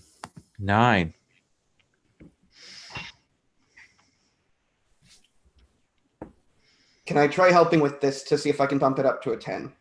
Yeah, let's have you do that. Yeah. At least with Skipper, I've got flat HX, so it's worth a shot. Absolutely. Of course, I rolled a 5. It's the number of the night. So when you roll into the ambush, it is Nuzzle that is kind of standing up in the back of the car to kind of get a sense of what is going on. And it is Nuzzle that takes the 3-harm rifle shot to the chest. When you hear the crack of the rifle and immediately realize that there are some people here, you're kind of getting up to a good vantage point on Crow's camp when that goes off. So Nuzzle, could I please have you roll the harm move? All right. So this is going to be instead of +3, +1. Absolutely, yeah. You've got because armor. of my armor. Yeah. So yeah. So with a +1, that is a 10. All right. No, that's an 11. Oh boy. I think you're going to take an additional harm. Sure. Where does this catch you? Where does this shot catch you? The right shoulder. And so you guys have kind of come around some rocks to get into position close by the place, and they've kind of set up an ambuscade. Like not a big thing. They haven't had time, but there are people in some positions around here, and they've got guns. And Skipper, you kind of come around, and that shot hits Nuzzle, and Nuzzle kind of, takes his still standing up. Skipper, you could try and wheel it around, get back out of here. You could try and like drive into one of your ambushers, or you could try to just absolutely pedal to the metal, go past it, but then you're going deeper into the heart of darkness here. What do you want to do? You are the driver. I'm going to ram right into one of the ambushers. Okay. Then I think that Go aggro, right? Yeah, this definitely go aggro with this. Go aggro is hard. Yeah, roll plus hard. Yep. Hey, I got a -1 on that. Maybe I won't roll a 5. With a -1. 6. 6. Using a vehicle as a weapon. Go aggro with them. Use a vehicle. Roll dice to make the choices. So Prepared for the worst. I think that when you go to hit this guy, you run into him and you hit him and he goes flying back.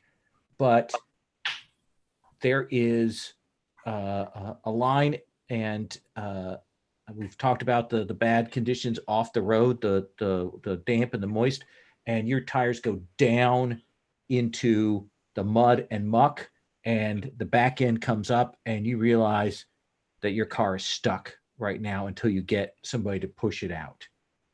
Okay. Jackbird, you're suddenly in the middle of a firefight. Car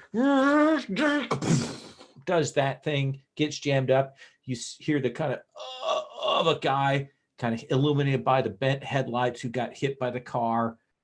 He's trying to crawl away, but there's still some other people with guns who are around, who are going to open up.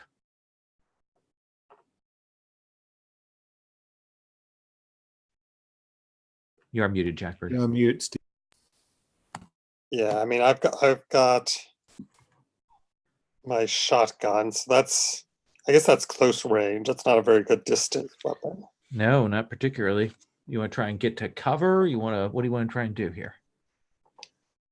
Yeah, I think I'm going to try to get to cover and try to get in a position where I can open up on them. Yeah, so let's have you do that under fire. I think a 10 plus will get you into position where you can shoot somebody. A 7 to 9 will get you to safety, but without a good shot. How does that sound? Okay, that's an 11. That is 11. So you tell me what that looks like.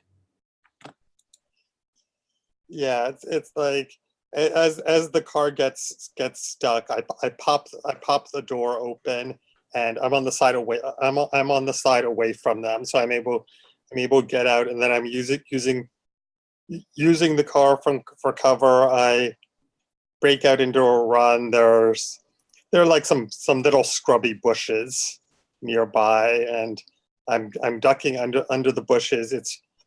There's enough going on that I manage. They don't notice me, and I'm able to use the concealment to get close enough that I can just pop up and get off a shotgun blast. And we'll come back to that. One of the things is, of course, that they had the headlights, and then the headlights went out, so everybody still got that kind of blinking from that. And you've moved into position. Bleak, what are you doing? Same thing. Trying to find a safe location. Okay. No. Do you want to just get to a safe location? Or you want to get a safe location where you can deal some damage? I'm more concerned with just getting to a safe location, but I do want to get my gun out. Then let's have you act under fire. Okay. And that's cool, right? That is cool. Okay, 12. Look at you.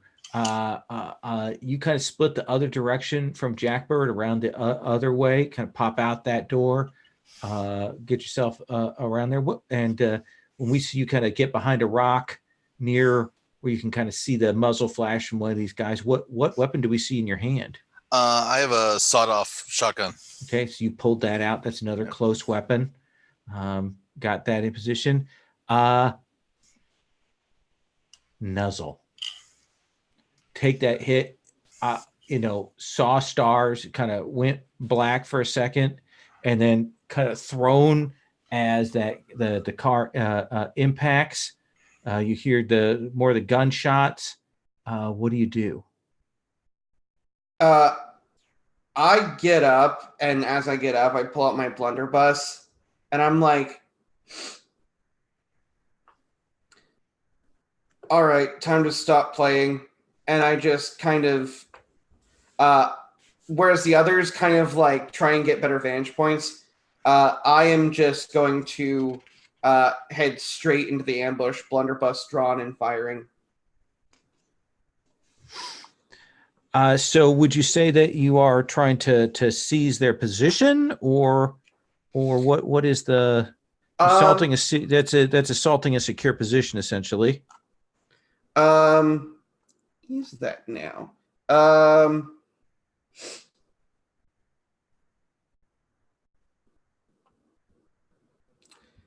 I guess that is. I think my intent originally was to go aggro, but we're in the middle of a fight, so. Yeah, the problem is that they're in that ambush position. Okay.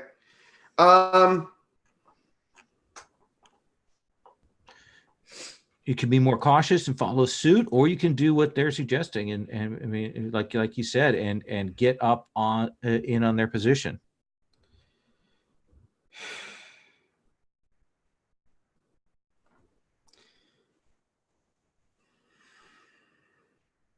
Well, can I pop in and I was going to lay down fire. Okay. That's a good call. Yeah. I was gonna. I'll let Skipper do that, and then I'll respond. Sure, absolutely. You can absolutely choose your order of things. So let's have you. I'll just take out my pistol. I got a Magnum, and I'm gonna like break out the windscreen since the car's stuck, and you just start shooting towards where some of the ambushers who are more encamped are. All right, let's have you roll hard. Gotta get one good roll tonight. Let's see. Hard is your -1 stat. Yeah. Hey, I got a 10. Okay. Even with the minus, nice. Yeah. So choose 3. So where is that? To lay down fire. Okay. I'm going to provide covering fire. Okay.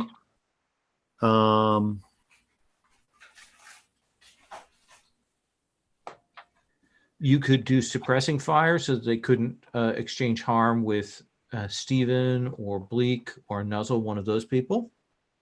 Yeah, I'm going to do suppressing fire for who's the more combat oriented of the two of you guys, Jackbird or Bleak? Who's got better health or armor at least? Jackbird's hard is a little higher than Bleak, but that's about it. I've got 1 armor, but yeah. I've got 1 armor. He's got the better hard. I'll give it to Jackbird. Jackbird's never broken a rib. All right. And then I'll go ahead and I'll inflict. I'll take an opportune shot on one of the folks out there too. And what harm do you inflict? Inflicting harm -1, so it's a minus I think 3, so it'd be 2. So boom. Okay, we see that fire off, and you will clip one of them. So with that assist there, Peter, you can go ahead and do. Let's see here.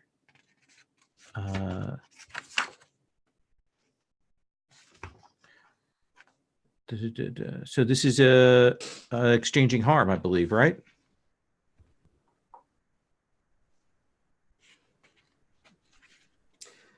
Start with that. Yeah, probably. Okay.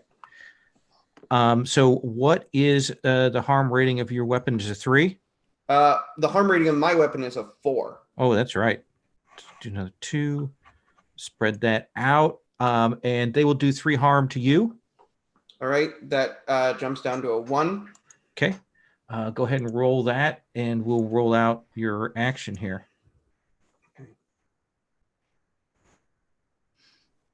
All right, that's an 8. That is an 8. So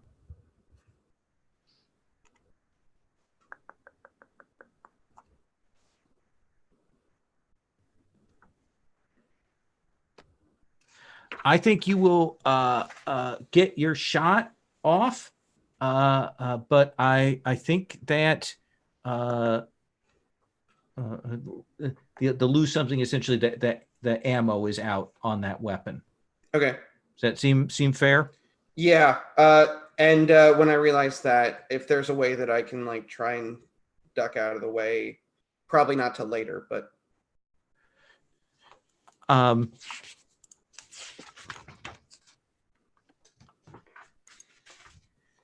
yeah, well, how do you think you want? I mean, he's giving you a support move. So if you want to act under fire to get out of there, yeah. Then yeah, I'll, I think that would be reasonable because he did the supporting fire for you. Let's go ahead and resolve that right away. Okay. Does that seem cool? Yeah, definitely.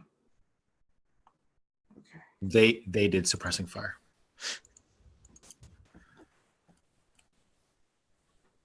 Right. Okay. So. Thank you. All right. That is a 10. There's a 10. So absolutely. Skipper has laid down that fire. You go up, you level a blast from your that's your blunderbuss. Yep. Spread hits a couple of them, deals some heavy damage, but you can tell that it is jammed up, and they're suppressing fire. Gives you the moment to get out, and you kind of roll off to the side to get out of the way there. Okay. You can tell that a couple of them are down. There's still a couple up. Let's come to Jackbird. The person that you're closest by isn't going to get to shoot at you. So how much damage do you do? That's 3 harm. Okay. So what it's going to read as is essentially you get up, you can put that shot into them, and they aren't able to take that shot back. Does that seem like a fair way to resolve that? Sure. Okay. This guy has a little bit of armor, but he's bleeding. He's trying to fall back now. Just you guys sort of before they could even kind of get their offense together. Suddenly you're up in on them, firing back quickly. They lost one of their guys when the car hit him. So the rest are kind of trying to reposition right now. Bleak, what do you want to do?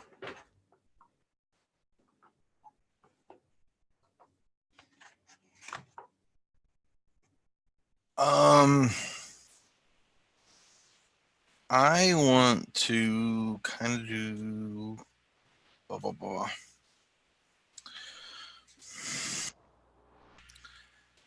See, Nuzzle took some hits. Yeah. Since I'm kind of just in a safe spot at this point, can I just kind of watch out for Nuzzle and see if anybody to do the stand overwatch? Yeah, absolutely. If you want to do that. So let's look at find that one. That's the stand overwatch. Go ahead and roll with cool. This one. 13. Oh yeah, absolutely. If anyone attacks or interferes with the ally, you will attack them. So we've got that trigger hanging out there. Skipper, you kind of kicked out this front window. You've laid down some fire. They seem to be repositioning to fall back. What do you want to do?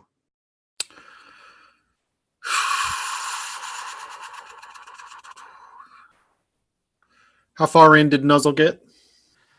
He had to fall back a bit. He took a hit there. So I think he definitely made them think twice about what they're doing. Right. While they're repositioning, I think I'll keep an eye out. Okay.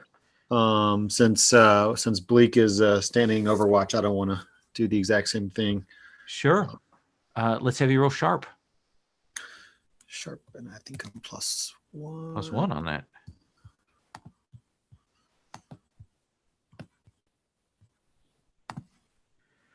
Five. It's the number of the night. Well, the good news is that you hold 1, and there's no move from me on that one, which is the nice thing on that. So you hold 1 there. Nuzzle, Yeah. we come back to you. It looks like they are working to cover themselves and fall back. Okay.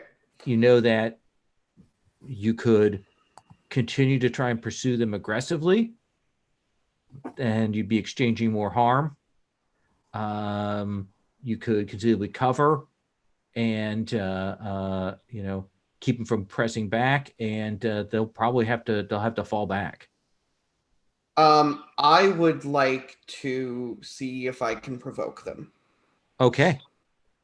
How would you do that? So I've holstered my blunderbuss, and I pull out my escrima sticks, and I just bang them together as loud as I can, and I go, "Hey, stop fucking shooting!"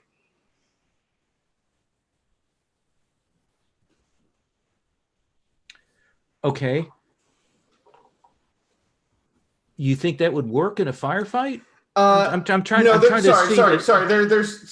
There's more. I was taking a pause to see what their response, if any, was to that. Because I don't think that. Yeah, because I mean they've got guns. They're falling back. They're firing. They've taken some hits. They want to get out of here, and keep you from following up. So Cool. In that case, when I bang them together, what I actually say, let's revise that, is stop fucking shooting. You know who I am and what I can do.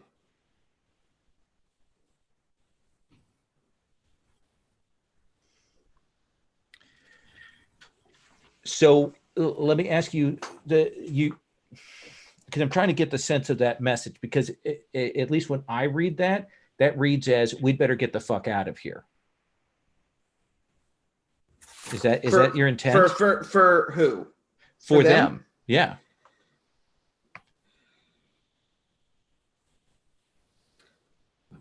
Yeah, I mean, I think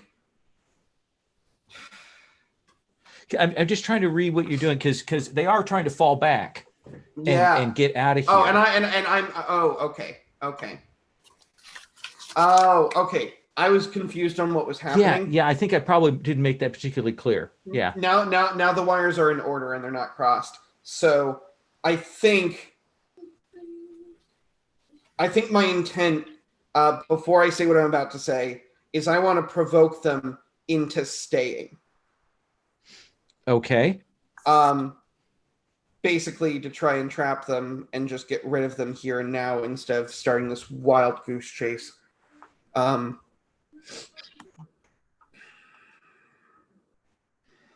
I think what I'm actually trying to do is be the bait.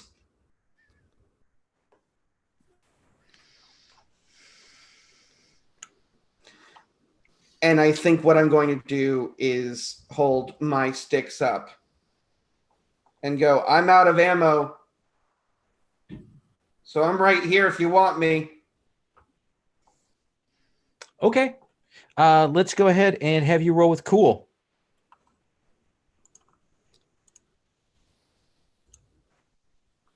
That's an 11. Okay. So choose 2.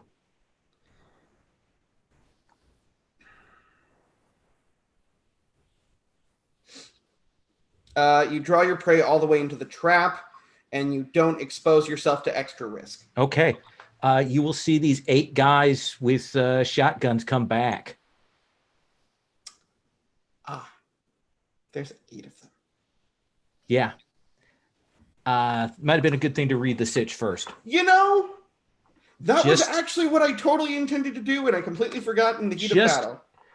Jackbird, you see these guys get up. They're starting to go away. They're starting to move out. And Nuzzle steps up and calls him out, and you see him turn, and you see the gang coming back this way. Fuck. Okay. What do you want to do, Jackbird?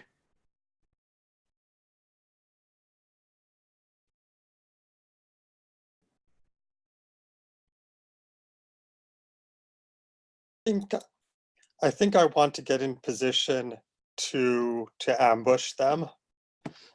Let's see. All right. I think that's going to be. How does this under- work? He was the bait. Does that make us cats? How does that work, Nuzzle? Don't you know the system better? Admittedly, I haven't used these particular moves, a ton. It does feel like they are the mouse in this case, so I'd assume we're the cat. But Well, you're the bait to draw them in. We wanted to bring them into the trap. Yeah. Should have coordinated a trap. Yeah. I know. Totally my bad. It's okay. Well, do you let's stop here. Do you want to roll back to that choice, Nuzzle? Yeah, actually I would, because I think I made that choice thinking I understood the situation, and there was a lot of confusion. Let's roll back. You can see there are a bunch of them, Okay. and your sort of rapid fire and damage that you dealt has made them rethink, even though they outnumber you. Yeah. They are fallen back. Okay. I would like to read a sitch. Okay. That seems like the right call now. Sure. I did miss that before. Thank you. Let's go ahead and have you roll sharp then. We're going to roll back. Yeah. Have you roll sharp. Cool. All right. That is a 9. Okay. So you've got one question. Okay. Okay.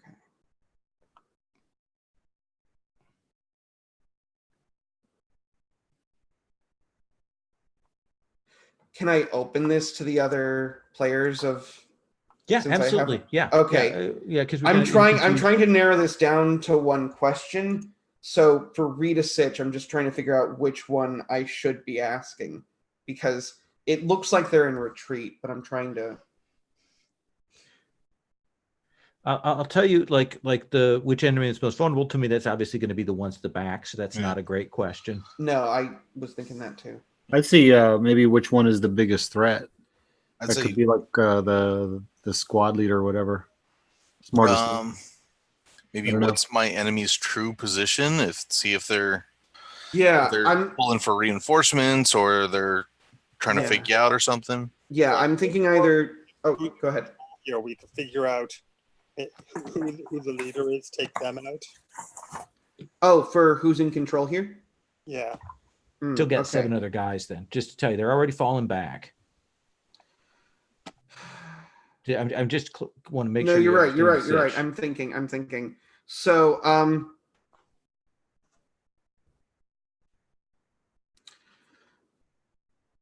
I think I'm actually going to go for what's my enemy's true position? So they clearly got the word to ambush you, and there are probably other forces coming up. So they are probably like up because you're still a little ways away from the camp. Okay. From Crow's camp. Okay. So they're probably, his gang is probably up closer here. Which means that conceivably you could attempt to go on foot to get to his camp. You go around. They don't know what you're coming for. They don't know what's going on. They just think it's an attack. Okay. Their true position is that they are massing forces to deal with what they think is an assault by you guys. Okay.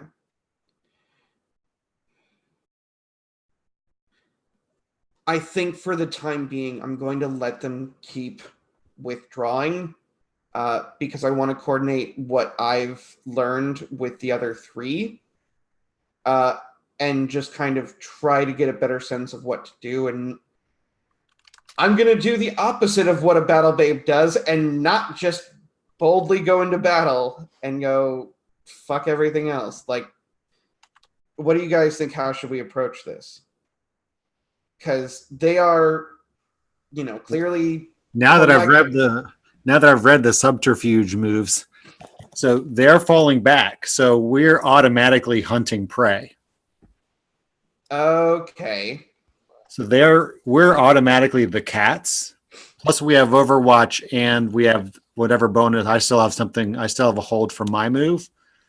So one of the cool things with Hunt Prey is if you get a 10 plus, you can drive them to a place of your choosing. So we could drive them into like I don't know, down a bad place where they can't get out of, and then we're just piling in on them or something. I don't know. Right. Mechanically, like these rules are actually really cool. Now that I've read them, I hadn't read them until now.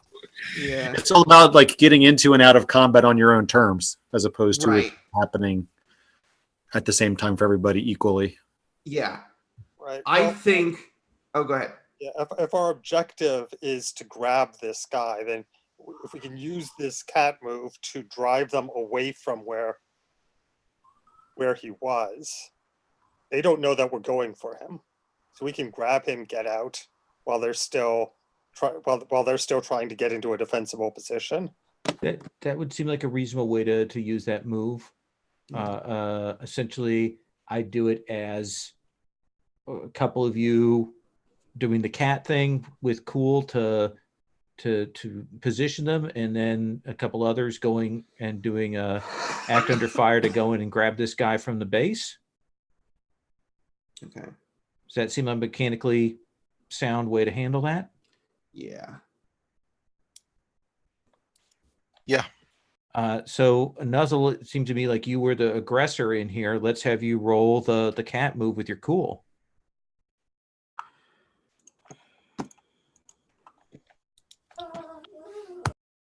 Yeah, that is an 11. So is who else is with you? Is it just you, or is somebody else with you? I open that to the floor. If Jackbird doesn't, I will. Then it's you and Bleak Okay. popping up, moving, making them unsure of your true position, driving them back. These 8 will rejoin the other dozen and a half guys that are kind of up and they're kind of falling back. You're keeping their attention there.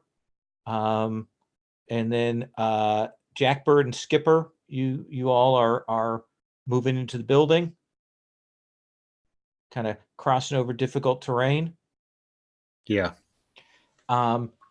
Let's have Jackbird, let's have you act under fire first.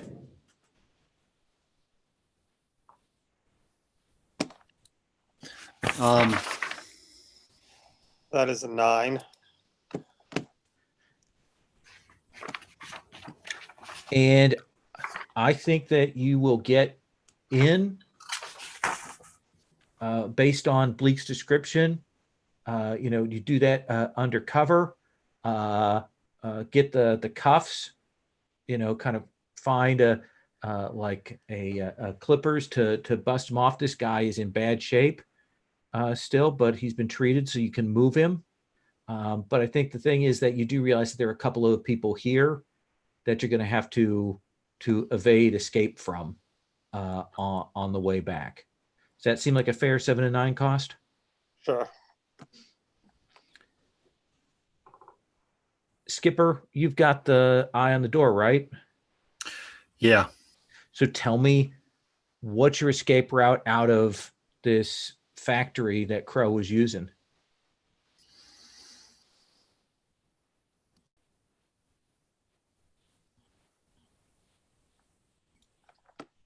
We're on the ground level of the factory, or did we come in higher?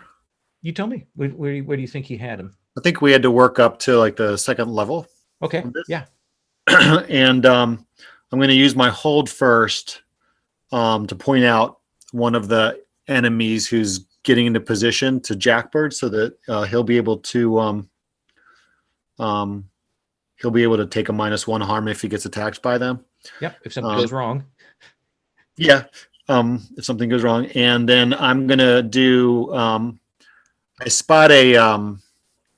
It's like a garbage chute where they throw scrap materials out the side of the exterior wall here. And it, if you've ever been to factories, Oh yeah, yeah. the plastic chutes. Mhm. I'm assuming the chute isn't fully there anymore. But enough that you can get down it. Yeah. Yeah, I'm gonna do roll cool and see if Jesus motherfucking Christ. What the hell is with the roll for your party tonight? I got a 6. You got a 6. Jackbird, do you want to assist? Sure, I will assist. What's your HX with Skipper? 2. Wait, 1 second. What did you have to roll for that just now? You had to roll cool. Eye on the door. Yeah, your cool's +2. What was my roll? My total roll is a 6. Oh, it's 8. Man, I'm glad somebody's good with this advanced calculus. Yeah, I really like playing a gumshoe. There's only one die. Yeah. So much less math for Scott. Yeah, except you got to do that. Oh, okay, how much do I want to spend? No, that's for the players. Yeah. True. I'll try to assist anyway. See if I can boost that up to a 10. That's a good call. Let's see it. Yeah, if you got a +2 on the roll. I got a 12. So that boosts it up to a 10. Perfect. So Oof. you get this guy. You guys slide down that chute. You'll make your way across the countryside.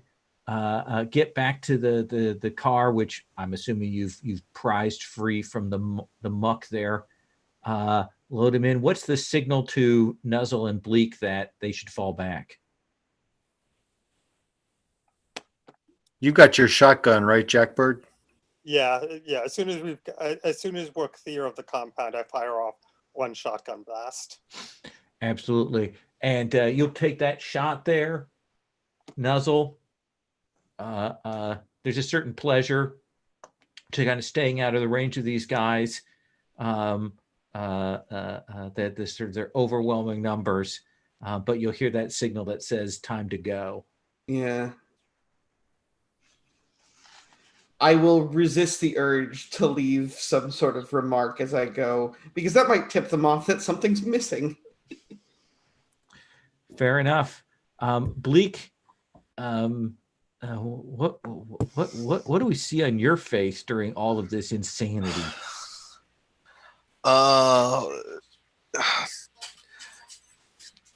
Mainly an expression of like he doesn't want to be here. He's kind of doing what he needs to do to get this done, but you can see Nuzzle would notice that the way he's holding the shotgun is just like he's not really well prepared to use it. That seems fair. And we will see the 4 of you with this stranger and mud-covered headlights roll back to town. And that's where we're going to stop. We need to do the end of session HX. End of every session, choose a character who knows you better than they used to. Let's start with Jackbird. I'll say Skipper, since we were working together as a team at the end. Okay, raise your HX with Skipper to 3. Nuzzle, what about you?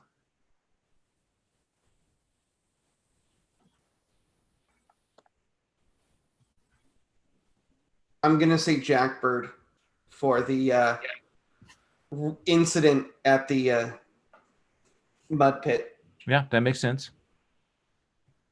Let's take that to 0 then. Bleak, what about you? Let's see, Nuzzle or I'm gonna say Skipper because I found out about like his family and I screwed up helping him again. Not the way Bleak sees it, but that's. So take that to a -1. And Skipper, what about you? It's tough. I could go all 3. Let's see. I'm gonna say Jackbird. Jack, I didn't think that he'd come through for helping me out when those two were casing me. Absolutely. So I'm gonna give it to Jackbird. Take that 2 at 2. That comes up to 2.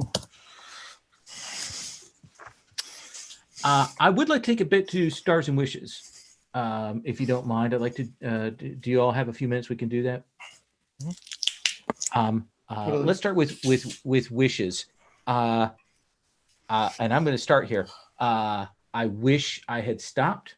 I always forget on games that have a little more granularity to the combat moves to stop, take some time to explain position and stuff. This is a game that has a little more of that granularity than a lot of the things. So it because of that and because of lethality, it behooves me as a GM to slow down, stop, and make clear what your relative positions are, rather than kind of abstracting it in the dark as it did. So I wish that I had done that, and I recognize that as a thing that was an issue tonight. So still working on that. Let's Scott, let's start with you. We'll work kind of backwards. Wishes, and then we'll do stars.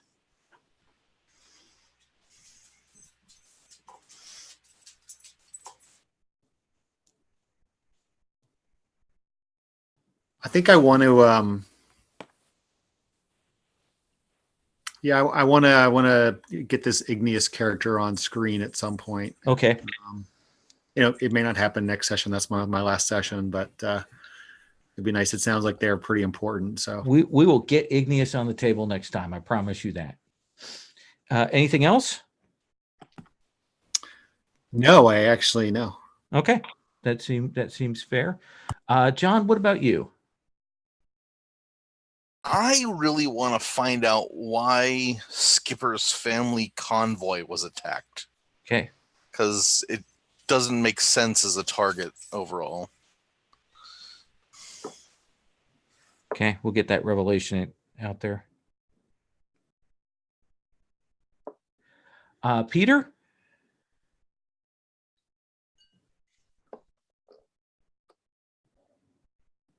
For some reason my buttons were not working.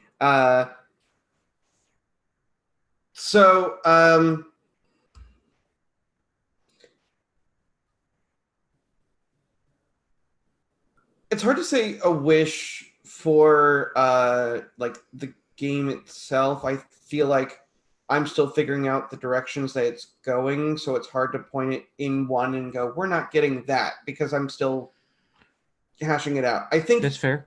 my wish is also sort of a personal one. I think as a player, I got in such the headspace as the battle babe, where it was just like, wreck things, mess things up for people and stuff, that I think once we got into the battle, I think it was equal parts just confusing, and also like I was ready to just like antagonize the crap out of them when that wasn't even our initial goal. And so I know I'm playing the battle bait, but I just want to be able to work with everyone to make this as fun and crazy as it is, and not be like, I'm going to go off on a one-man death show. So I don't want to interrupt your thought, but I've been playing a lot of Good Society. It was really cool to have you do that, actually. When you're playing a lot of RPGs without any direct conflict, it's really cool to have a player just kind of, run in and attack. Oh, okay. So I'll come back to that then. That's basically my wish. And Okay. I think, echoing the Igneous thing, and also I really like snow, so let's get snow involved Okay. in the stuff, because, nothing ever stays okay. Yeah. Stephen? I want to figure out a way to make Jackbird more proactive. I feel like she's just been reacting to things. She hasn't really been pushing her own agenda, and I want to just come up with a way to make the character more active. Or Yeah, there's definitely a question of getting more opportunities in front of you to make those choices on that. Right. I mean, it's not even so much the opportunities as I think I need to reevaluate the character and figure out what is this character pushing for. What is I think it's partly on me. It's not just the situation. Okay. Yeah. And also, I want to get into it with Lucio and figure out what's going on between them and Harrow. I probably Okay. should have pushed that more this session. That's a missed opportunity on my part. I could have done more there. Fair enough. Fair enough. Then let's come to stars to wrap this up.